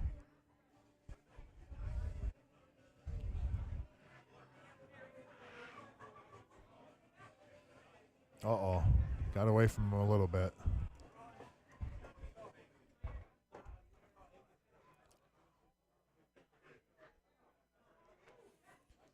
So now James and Jeremy here just kind of have to clean up this table. Get off that rail. Oh, boy. Oh, it didn't come off that very far, did it? Will it go? If that doesn't go, here's what I would play. I would go off the 5 and make the 2. If that 5 will not go by there, I would slide off that 5 ball with the cue ball and make the 2, and then I've got the 6. He didn't look at the 5, though, so it must go. It doesn't look like it, though. Boy, that... Oh. It must go. Yeah, it goes. Right? What do you think, John? It's got to go, right? The problem with a ball like that just going by there, though, if you can make that ball, you can't really hit it firm and shape something off it. You know what I mean? Oh, here we go. Oh, man, nice try. That's the problem when the ball won't go. If it's just got a little bit of window to go by a ball, it makes it tough to shape off that ball. Because you can't hit it firm, really. You can't stray a little bit left or right off your aim. You know, there isn't a huge pocket to play with. You have to hit it precise, and you almost have to roll in those balls sometimes. So it limits what you can shape off of it. That's why I feel that James probably would have been best off going off the 5 with the cue ball and making the 2 from where he was. But he's going to call safe. I think he's going to try to cozy the 5 down in front of the pocket. Nope. Play safe up here.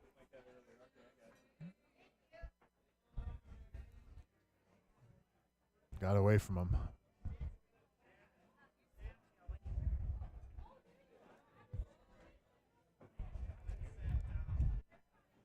Not an easy ball, but it's one you got to make if you're going to win tournaments like this. Yep. So you got to make those shots if you're going to win tournaments like this. You have to execute on those. Good try on that ball. I mean, it's not easy from up there, but you'll find to win tournaments, you have to make some of those shots sometimes. You just have to. It's not always a rose garden. You know what I mean? Sometimes you have to overcome a tough leave or a long ball or whatever. You know, you have to.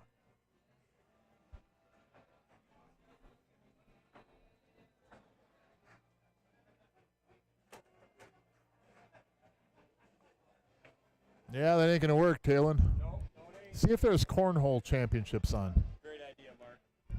That's always a crowd pleaser. What's up, bro? That's always a crowd pleaser.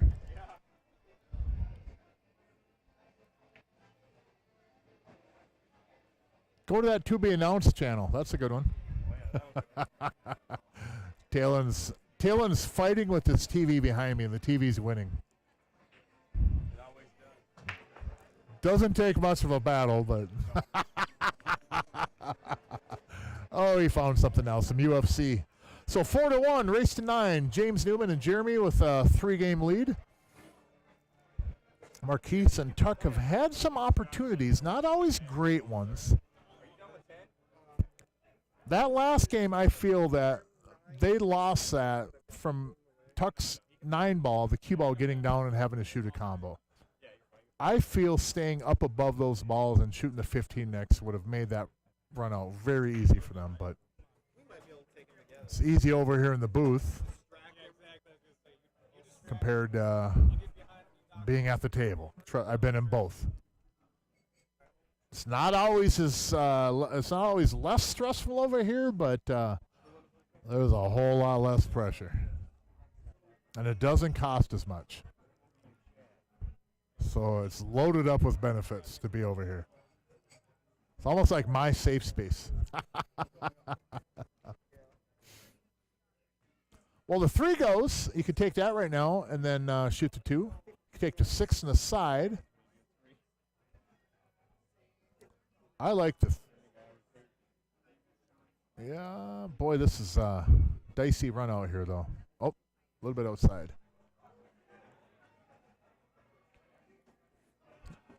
So now the shot I'm going to do here is, I know that 7 is there now, but I'm probably taking that 3 and I'm going to run the cue ball up into the 8 ball and the 6. I'm going to move those balls, or take the 7 and draw back square into the 6. However, you don't have a pocket for the 8. I like this here. Yeah, this is a good play. I like it. Move those balls. Rearrange all that furniture right there.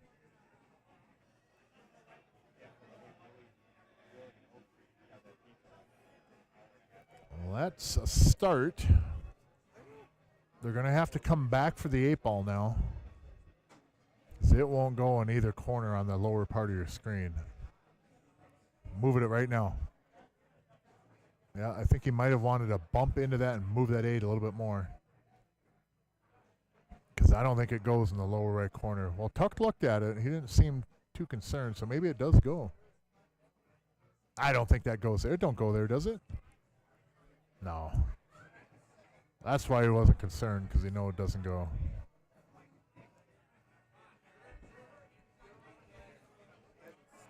But there is an old saying in 8-ball pool that if you can't run 8, don't run 6 or 7. And these guys are getting dangerously into that location. Apparently it goes. Because Tuck looked at it and Marquise looked at it, and neither one of them was pulling their hair out. Although he is slapping the chalk.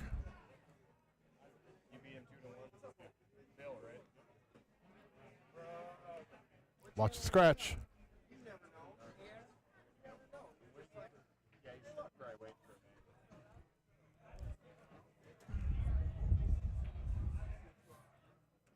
Well, I think he has an angle where he could actually shoot the 5 and run the cue ball into the 11.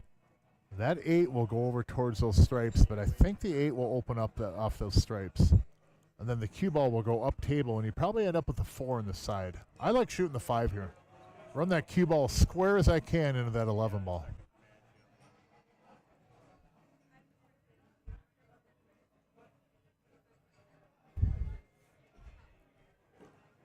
Play safety. That'll work. Maybe. No. Now, James has an angle off this 13 to run into the 8-11 if he wants. You don't have to, though. But it's there. It's kind of a free shot at it, too. You don't have to move that 11, though. That's the beauty for them right now. You don't have to move that 11. In fact, if you don't move the 11, that ties up that 8. But I'm running up into that 8 ball off this 13 myself. Or I'll use a 12 to run up into it. But I'm going to move that 8-11. I'm not shooting that 11 up into that corner. And that's not a bad spot either, because he did get below the 12. There is a little bit of an angle to slide up into that 8-11. The key deal on this, though, is they want to, of course, get the 10 first. Don't get up table and have to shoot that combination or nothing. 13's still there. He could roll forward on the 12 and take the 11 all the way up, though, if he wants. Yeah, James looked at that. Make him shoot it.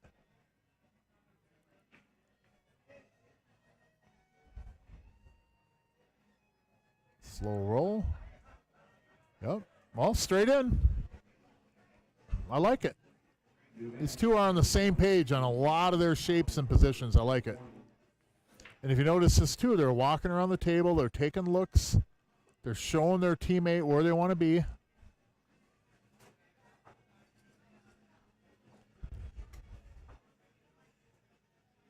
Functioning very well as a team. Yep, very well as a team. Take that 10 ball first. Put James on the 13. 13 leads to the 9, and then there you go.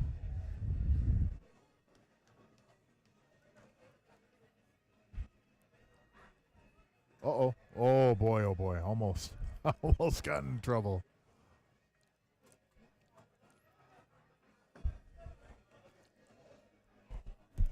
Good guy. Jeez, Willie. I almost feel bad starting your next match so you can't eat.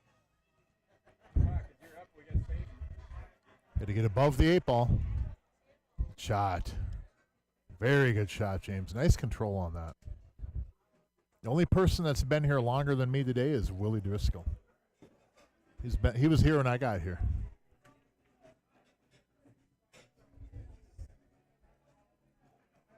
This should put them up 5-1.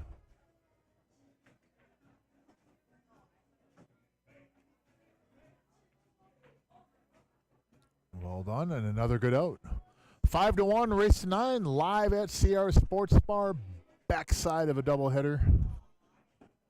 Quick look at our sponsors.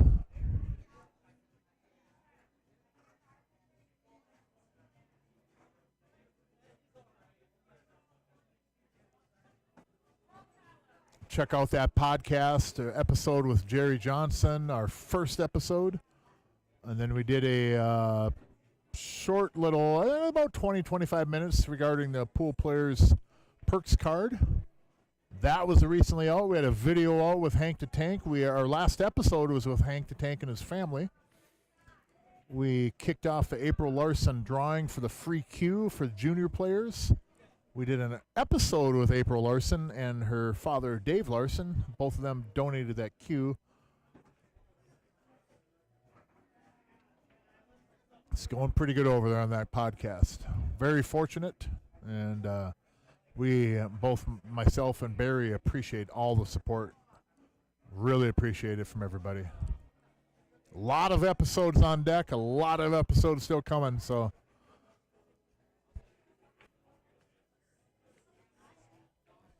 5-1, race to 9. Starting to get a little bit of a separation here. Usually you know what happens when that occurs. The other team starts picking up a few games. It's just the way it goes. It's like Ray from Trailer Park Boys. It's just the way she goes.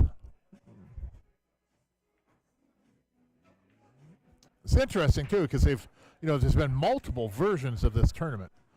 Different cap ratings over the last handful of years, and it always seems to work that way. One team gets ahead, 3, 4 games, 5 games, whatever, and it's like the old pendulum. It starts coming back the other direction. The other team picks up some games, and it just back and forth, back and forth. So I predict these guys are going to pick up a couple and tighten it up here. Look at that mess for solids.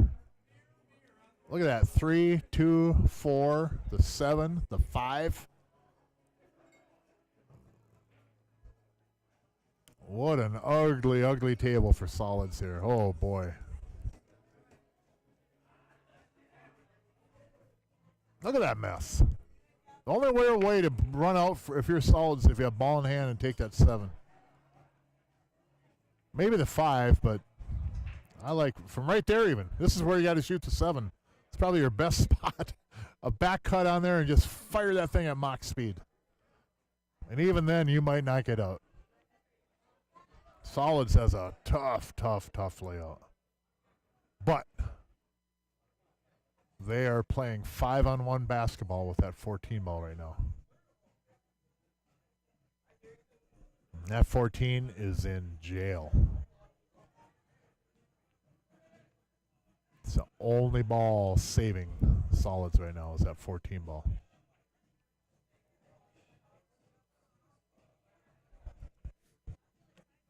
Here's an opportunity, though. If you take the 6 in the lower right corner on a back cut, that cue ball will go above the 8 ball over on the left side rail, down to the bottom rail, right at that 14-7-4, right in that region right there. 1, 2 rails. Hit some left English on this. Spin it off that rail behind the 8 ball and zip it right at that 14-7. That's my play. And I think he's looking right now on that tangent of the cue ball off that 6. Oh, he's going this way. Okay. 6 to the 5, I guess. That's a good shot. That's a good shot. You got to smack this one pretty hard, though, because you got 4 balls that you're separating from that 14. It's very easy to get tied up on something here. Or doubling up on a combo or whatever, but smack it firm. That'll work. That'll work. That'll work. We might have a 6-1 game here pretty soon, folks.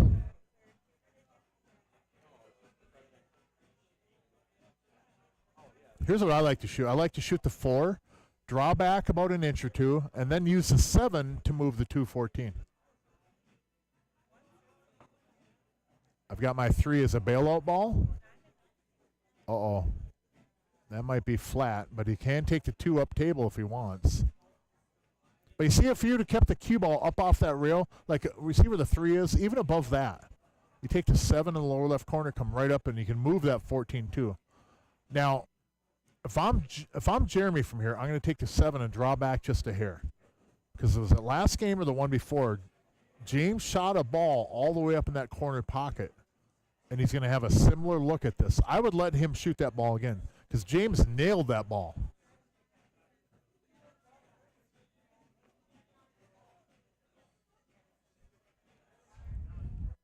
Or do that. That's even better. Wow, what a shot. Oh, my goodness, what a shot. Didn't even baby that ball. Man, what a shot.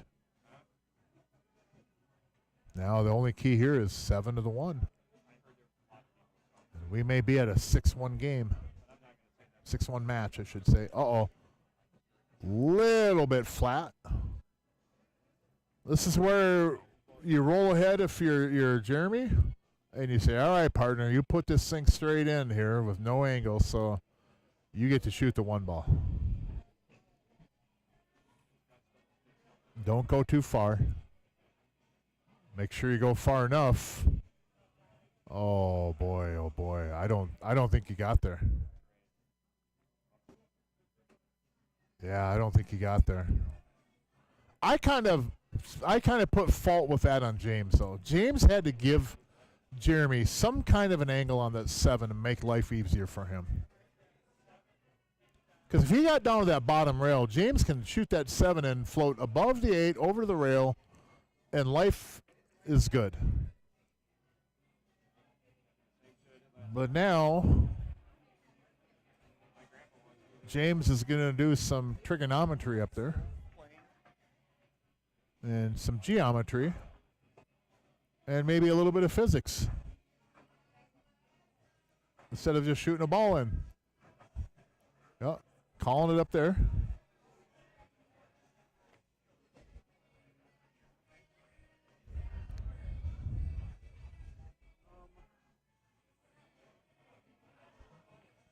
Oh, good try. Good try on that ball. Watch this 1 ball. No, 8 still goes. Yeah, that was a good try, James. That was a good try. You hit that firm, too. Now, Marquise's shot here is just to tickle that right side on your screen of the 15 with the cue ball. Let the cue ball touch the rail and come back and just rub up onto the 15 ball.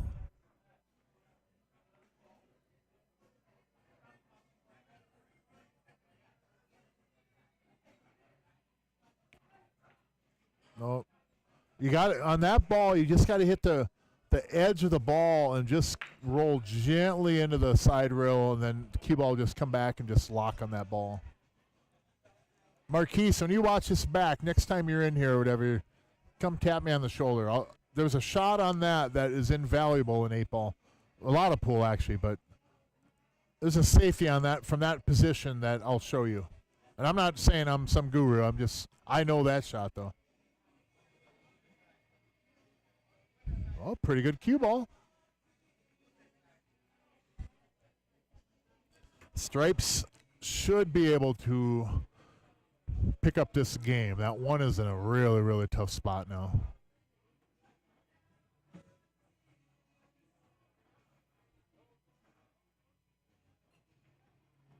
Yep, even with a miss, it'll be in a tough spot here. The only pocket I think James has is to bank that in the upper left corner. Or what I like to do is maybe catch the edge. It's hard being over that ball with the 12 there. But maybe catch the left edge of the 1 and put the cue ball over there behind the 8 somewhere. It's such a small window to be safe, though. I might be inclined to fire that bank. Yeah, I agree with that. It's tough to lay a safety on this one here. But you could leave the cue ball down on the bottom rail below the 14. That's not a bad spot.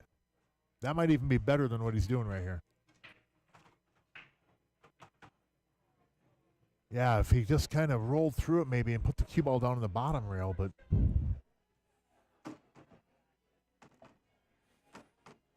Well, Marquise and Tuck, Team Blue.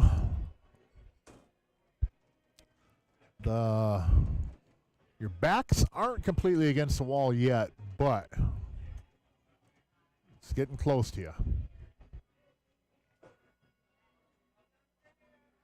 This isn't an absolute must-win game, but it sure makes your chances look a lot better because 6-1 that's tough.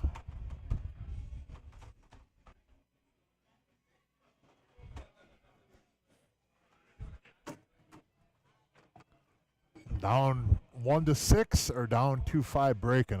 Everybody in this stream would love that second option, right?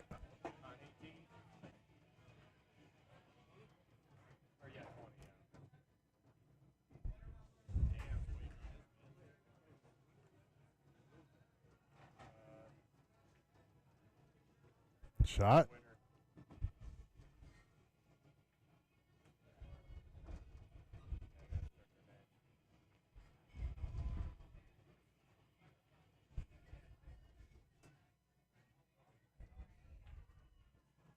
Good ball, Marquise. Yeah, good shot, man. Well done. Hit that one good.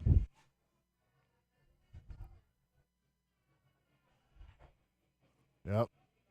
Well done, guys. Much needed.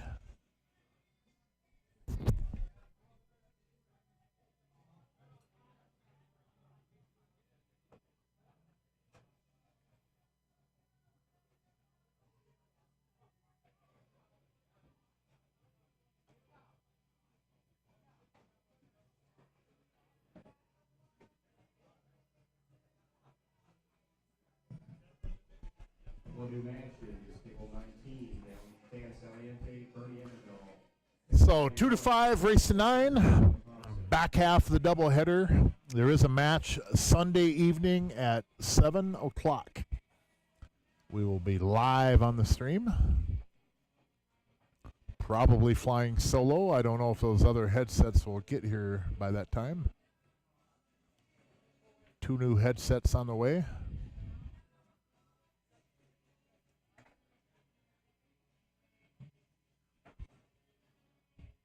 So let's see here. Get some juice in my phone.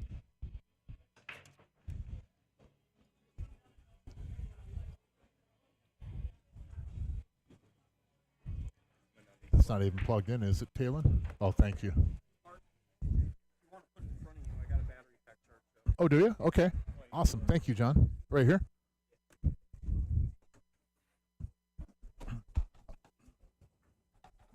Oh, okay. I'm sorry. Set it right on. Thanks, dude. It's nice. Battery pack charger. I am back in action here. Mr. John Condra coming through. Talon, you could follow his lead in being helpful with people. That's not my style, Mark, all right? Oh my. Man, I missed you. I miss you too, buddy. I thought that punching bag was never going to come back, but here you are. You getting ready to wheel some mulch around here pretty soon, too? Whenever you are. I ain't wheeling nothing. I'm using a rake.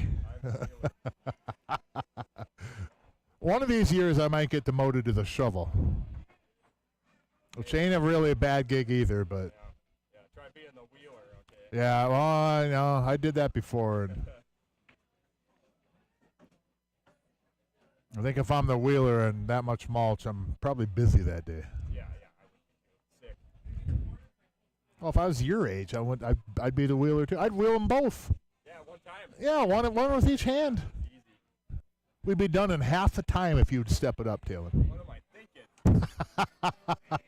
You just must like spending time with me and Rob over there. Hopefully it's not 75, 80 degrees. Nice cool day like today would have been nice. Oh, yeah. So, oh my goodness, what a good shot too, but lost his cue ball just a little bit. I don't think Jeremy can get back on this 12 ball. He ain't going to hold it off this shot. He's got to get way up there. Even if you bank this, you're not getting anywhere.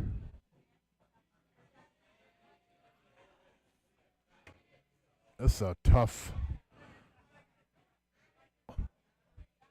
The way to get there, and this takes one heck of a stroke, and I don't think you get there off the bottom rail either. But you can go up to that upper right side rail with a lot of right English, catch the end roll, and then come all the way back down table. But you got to put a heck of a stroke on there, and I don't think he can do it from where he is with the cue ball. I think he needs most of the cue ball to be able to pull that shot off.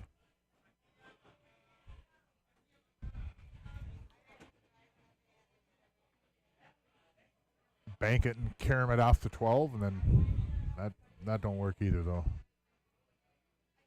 Well, James, you're going up table, buddy. Oh, wait, watch this. Oh, my gosh, look at that. Oh, my God. Oh, my gosh.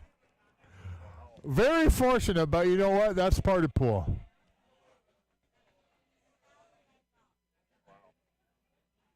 Yeah. That's almost like ball in hand placement right there. If I'm James, I think I'm going to go to the side rail and go around that 8 ball. You definitely want to get this game because that kind of a roll, I mean, you need to capitalize on it. That'll work. That'll work. Wow, what a position by Jeremy there. Very fortunate, but still, he had to hit it to get it.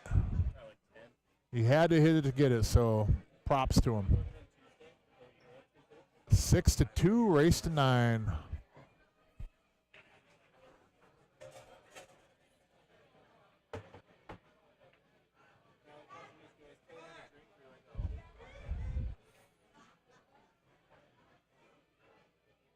Yeah, you tell him, Jeremy. Hey, how was that match with Niels on Tuesday? Oh, that was awesome, dude. I watched a lot. Oh, dude, I was It so was mad. I awesome. was down in Florida watching it. Niels played really good. Hank had a couple opportunities to get some games, but I kind of predicted like 6.5 for an over and under, and it's pretty accurate. But Dude, I was going to come down and watch that, and I totally forgot it was Wednesday. it was a heck of a match on Tuesday. Me and a couple of employees here were just chatting about that match Tuesday. That was a lot of fun. If you haven't watched that, this is over concluded. I mean, it might be late for some of you, but Check it out, though. Hank the Tank and Neil's Fine. A race to 15 here. When it gets to the point where there's challenge matches and I get up there, you might as well fast forward because not a lot happens. Well, a lot happens, but not a lot in favor of the weave.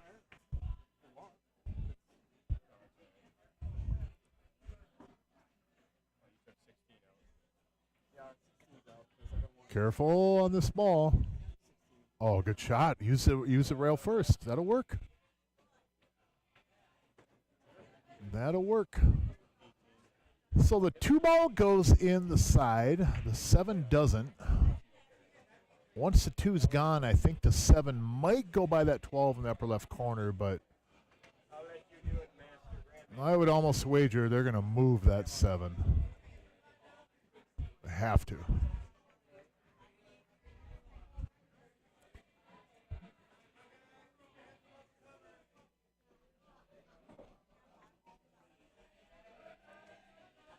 How about now? How about 1 off the 7 in the side? James, I seen you looking at it, bud. But I agree, that is not the right shot. However, it looks like it might go. You might shoot that shot playing with your league mates before league, but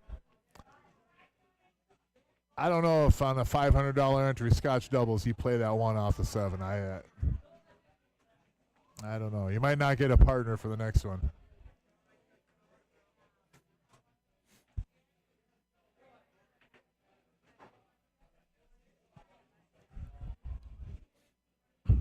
Predict he's going to 1-punch this. 1, 2, no, couple strokes. Oh, good try. He moved to 7 too. Good try, good try. That was the right idea.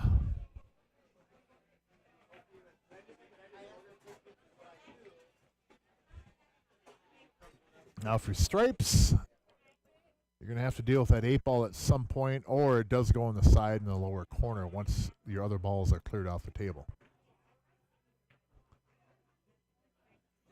Oh, boy. Oh, I don't know. Yeah, Marquise, his shoulders show exactly what I would feel like. I don't want to shoot from there. Over the ball? Oh, boy, oh, boy. This is not easy.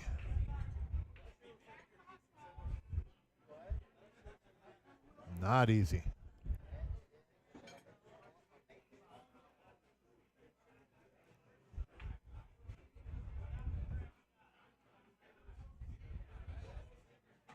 Wow, good shot. Good shot. Wow, that is not easy.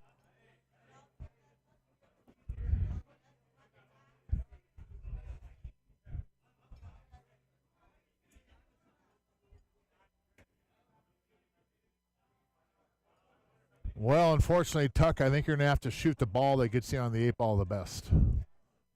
Sometimes we just have to shoot some of our best assets on the table.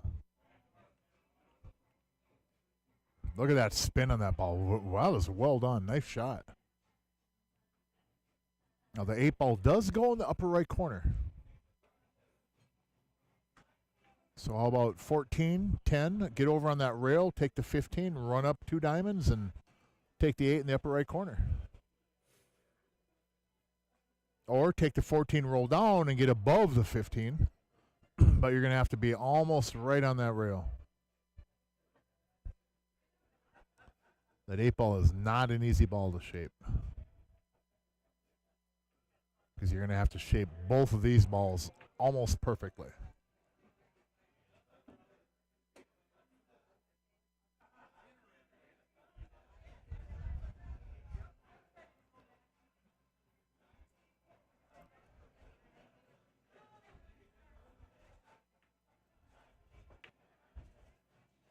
A little bit outside. Nice try, though.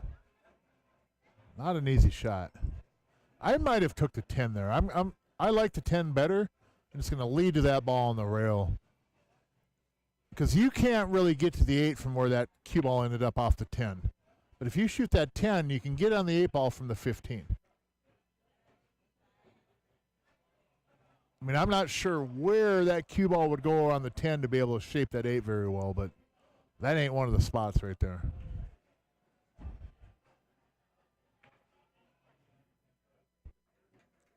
Well, that'll work. 2 ball down in the lower left corner. Get on the 7. 7 leads to the 1, and this could be a 7-2 game. Match, I mean.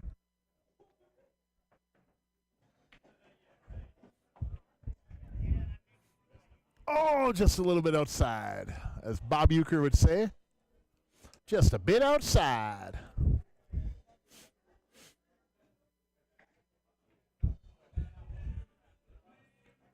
All right, Marquise. You and Tuck, this is where you climb back into it. You got to get this game. I do not want my opponent to get to 7-2. I don't mind 7-4. I mean, I do, but I don't want to be 7-2. 2-7. 3-7, 4-7 for sure. Oh, wow. Unless that ball ties up that pocket.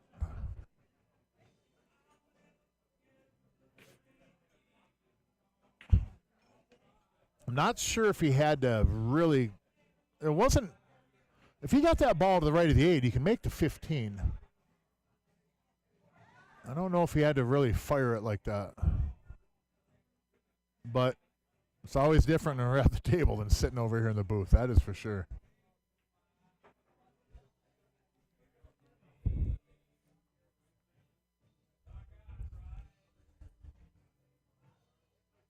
Oh, my goodness. What a good try. What a good try. That was a really good idea. That was a good shot, but.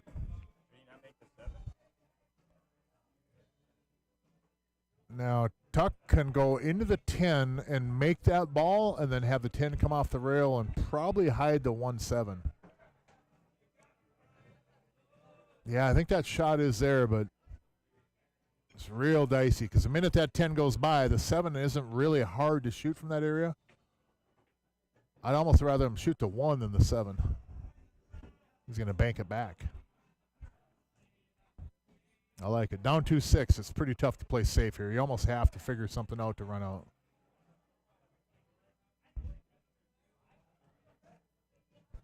I like this.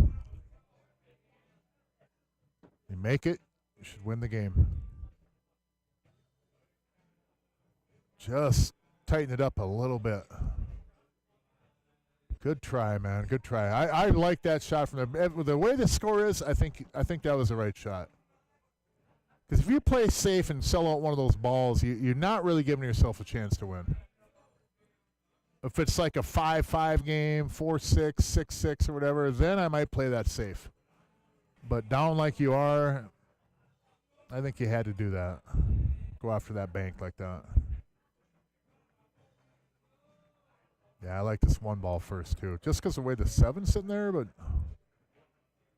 Shoot this one first. Don't get over on the rail and shoot a 7-1 combo, though. Wow, look at that stroke. Man, hit that ball good. Holy cow, he hit that good.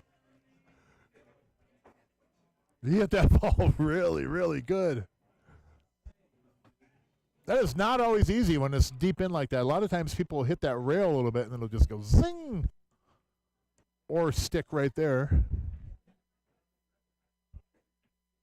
Yeah, he hit that ball good, man. That was a good stroke. You come down to the bottom rail, watch the scratch. There you go. That's a good shot.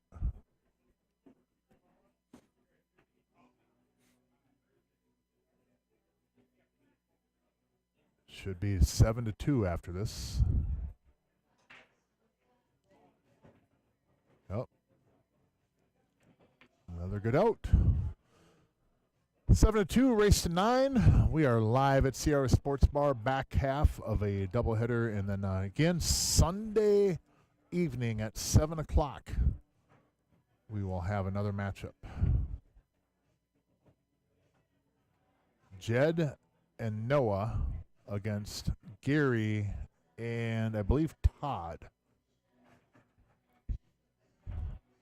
Jed, who fled Lampy.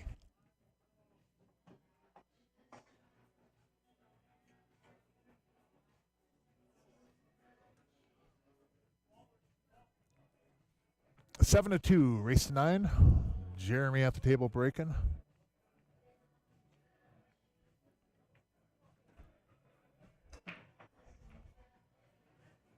Got a ball. Got 2 balls. And solids and stripes are both in trouble a little bit by that 11-7 over there. I like solids myself just because of that 12-9 down there as well. I think you got to start with sol. I think you have to start with solids. Yeah, the 3 will move the 1.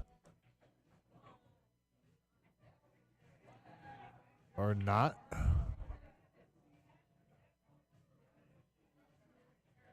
Uh-oh. Well, they go to the 6. The 1 goes. You don't have to move it or nothing.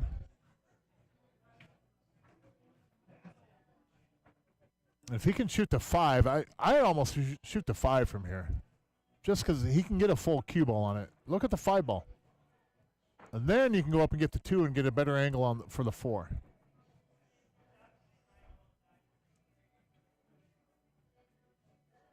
Yeah, that's not going to be the right angle there for it, but I get the idea though.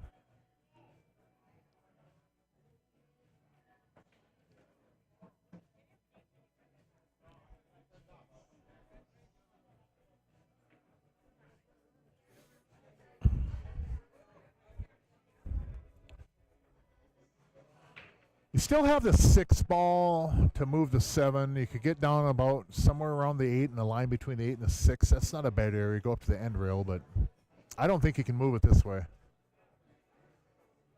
Nope. Oh, almost bumped it on the way back off that point. And that 4 is in a pretty good location now, though, to move the 7. And Tuck's going to play a safe down here, try to make the 5 with the 12 ball.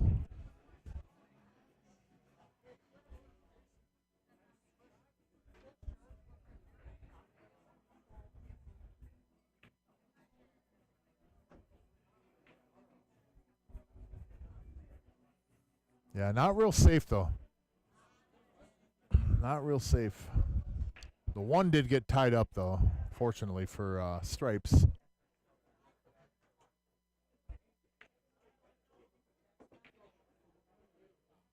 And if I'm solids, I might at this point right here just move that 1 ball off those balls. But stripes does have that 10 ball that sits really good to be able to move that 7-11 somehow. I just don't know if I'm solids how I'd end up moving the 1 if I don't move it now. Looks like he's going to bank the 1 into the 6. Safety.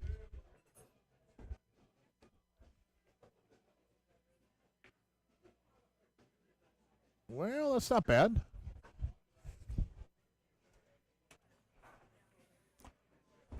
That's not bad. Force Marquise here to come up with some kind of a safe. I don't think you can see the 12 to make it. And I don't know if he has enough to even be able to make the 9. If he can, that cue ball might come off the rail and go off the 12 into the corner, though. There's some scratch in that. This is another shot, though, where he could just thin the 9 real gentle, come over off that rail and hide behind the 9 again, kind of like he's doing in the 15 here.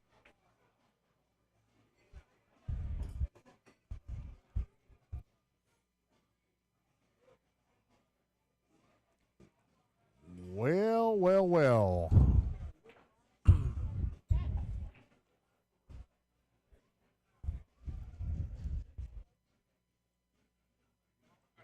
What did we get done? 4. You want me to run the card that was on you earlier, or you want to pay someone else? I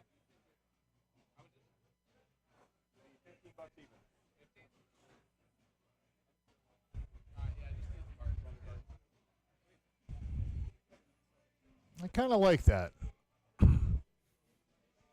You do put your I think Stripes has a much better layout to move that 11-7, but I kind of like what he did there. I like that. The last thing you want to do is get them on the one ball like that. Now he's got a really, really good spot here. Here's what you can do. You can slide from here, get over to the right side of the table so that you can cut the 6 in the side, run the cue ball up table, and then right into the 7. There's an opportunity position on the 6 to break it out next shot. Sitting really good. Oh, no, not that way, though.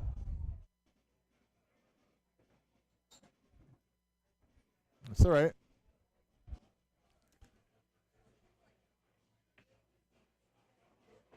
Now, this ball could go into the side rail and curve around the 11-7.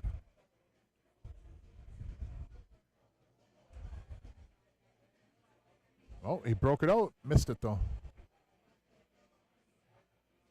Yeah, missed it. Boy, they would have gotten out from there, too.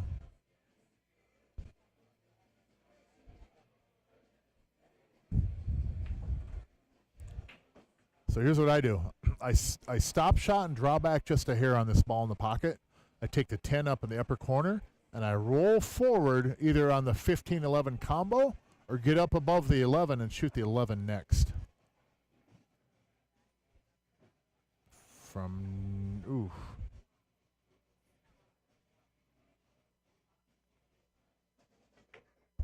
That makes it a little bit tougher.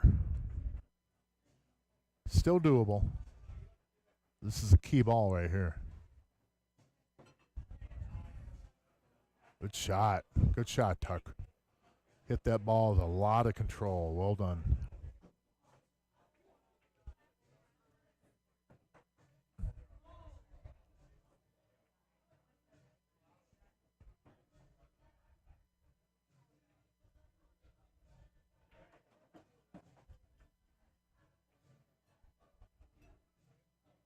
Okay. Okay.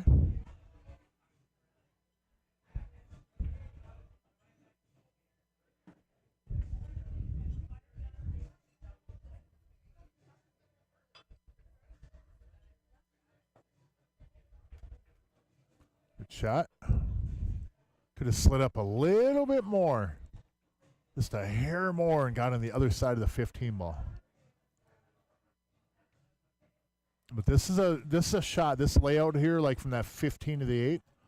Take the 6 and the 7 off the table. Set this up and practice getting back down here in the 8 ball. Get this speed down.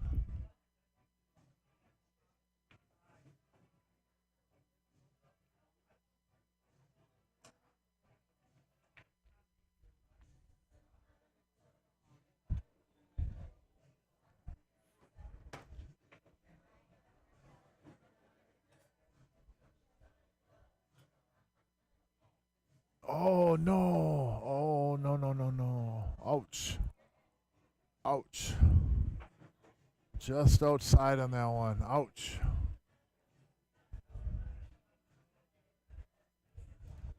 Big opportunity here for Jeremy and James now.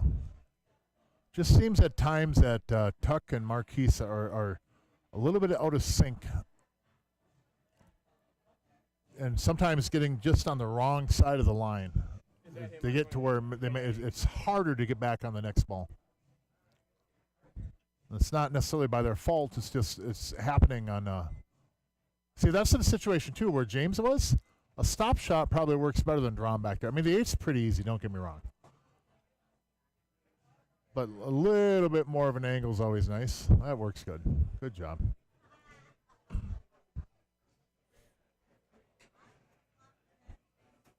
And that should put him on the hill. Shot. So 8-2, race to 9. We are live at CR Sports Bar. This one is knocking on the door of being done, but I do not count Marquise and Tuck out quite yet. I don't know if they're playing fluidly enough with each other to come back in this one, but stranger things has happened. It just seems, the only reason I'm saying that, it just seems like they're just a little bit out of sync. And they may pick up a couple, but see a bogey. They may pick up a couple, but it's obviously even score-wise, obviously it's a long steep hill to climb back in this. But I just don't think they're playing very fluid tonight. It's not their best match. And I don't know if they have enough to put 7 together. I know they do when they're in sync, but they're going to have a few things go awry for James and Jeremy at this point. Any kind of the lead like this, you have to have a couple hiccups.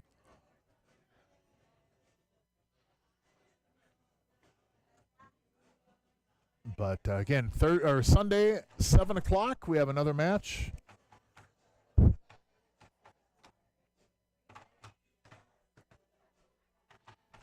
And the winner of the previous match will be playing next Friday as well.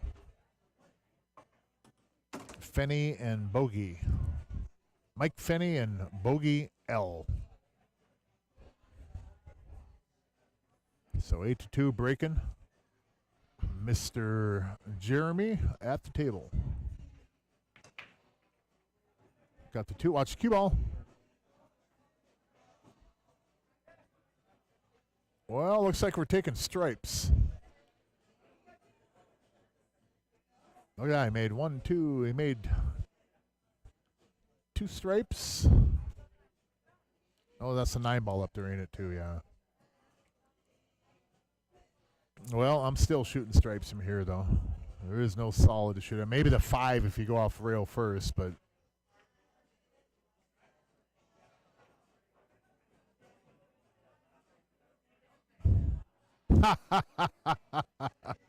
Yeah, I do get my share of cheesecake. Thank you.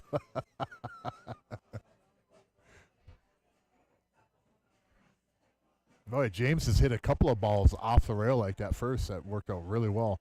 Now here, look at this. Look at the position Jeremy has. He rolls forward on this 1 ball, past the 1 ball. That 11 goes in the upper left corner, and the cue ball can break out the 9-12. Oh, no. He was, all he had to do is just roll forward a little bit. He didn't have to try to break those ball out. If he'd have gotten forward, just left that 11 would have broke those balls out.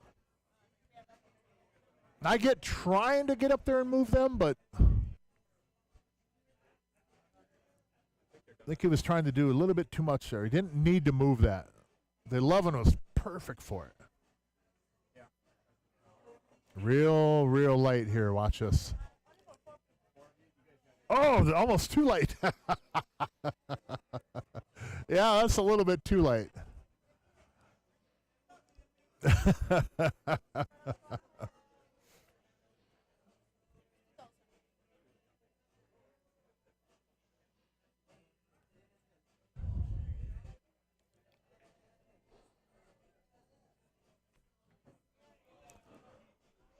So 8-2, race to 9.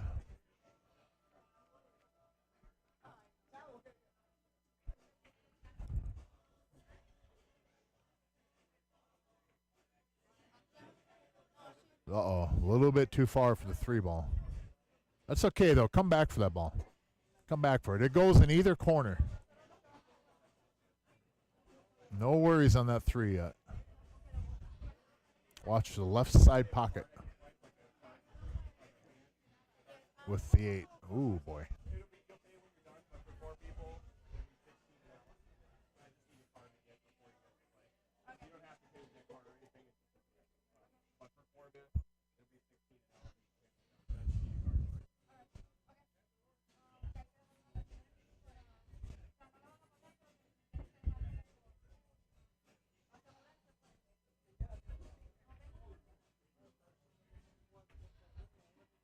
Shot. Shot. Now, 3 in the side, or do you draw back in that little window and play it up in the upper right corner? If you play it in the upper right corner, that 13 can come into play very, very easily. But I don't really like the shot on the 3 and the side either. I think we're going to need a shot out of Marquise here. 3 on the side ain't a bad play. It's a lot easier to shape, too. Yeah. Just getting the 8 might be a little bit of a chore. No, we don't. We only have one. In the oh, this is 7. So you guys I have the card.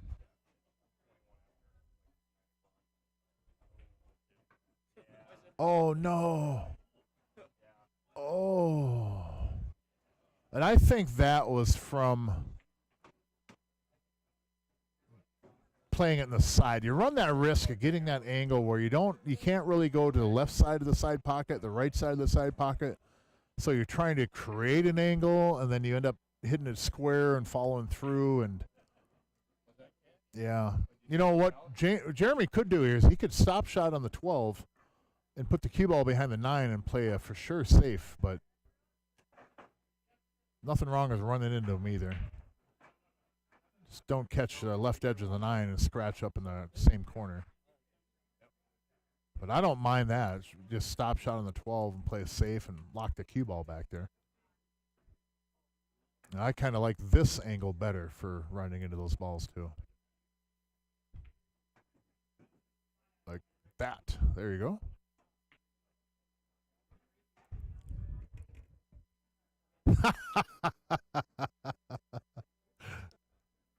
Max, you know, I can eat some cheesecake, but I don't know if I can eat enough to make Jerry go broke.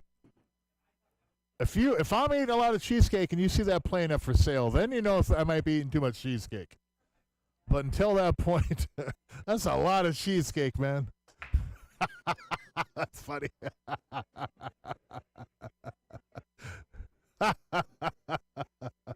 Oh my, that is a lot of cheesecake. I'll give it a shot though. Why not, right? And this should be the match, folks. It should be 9-2. Next match is Sunday at 7 o'clock, and this looks like James and Jeremy are wrapping this one up and advancing. Oh, almost. Oh, wow. That ball's not supposed to go on a pro cut. But Mark Weaver in the booth, thanks for hanging out, everybody. We appreciate it. Hope you had a good time. Hope you enjoyed the broadcast. Make sure you hit the thumbs up, subscribe button if you like to stream, and then also go over to What Now in Pool and do the same over there. But, hey, from us up here at CRs, thank you so much for tuning in. And thanks, Noah. I'll see you Sunday, bud. I'm commentating Sunday, so I'll see you Sunday. And everybody out there, take care of yourselves. Be well. Have a good weekend. And we'll see you Sunday, 7 o'clock.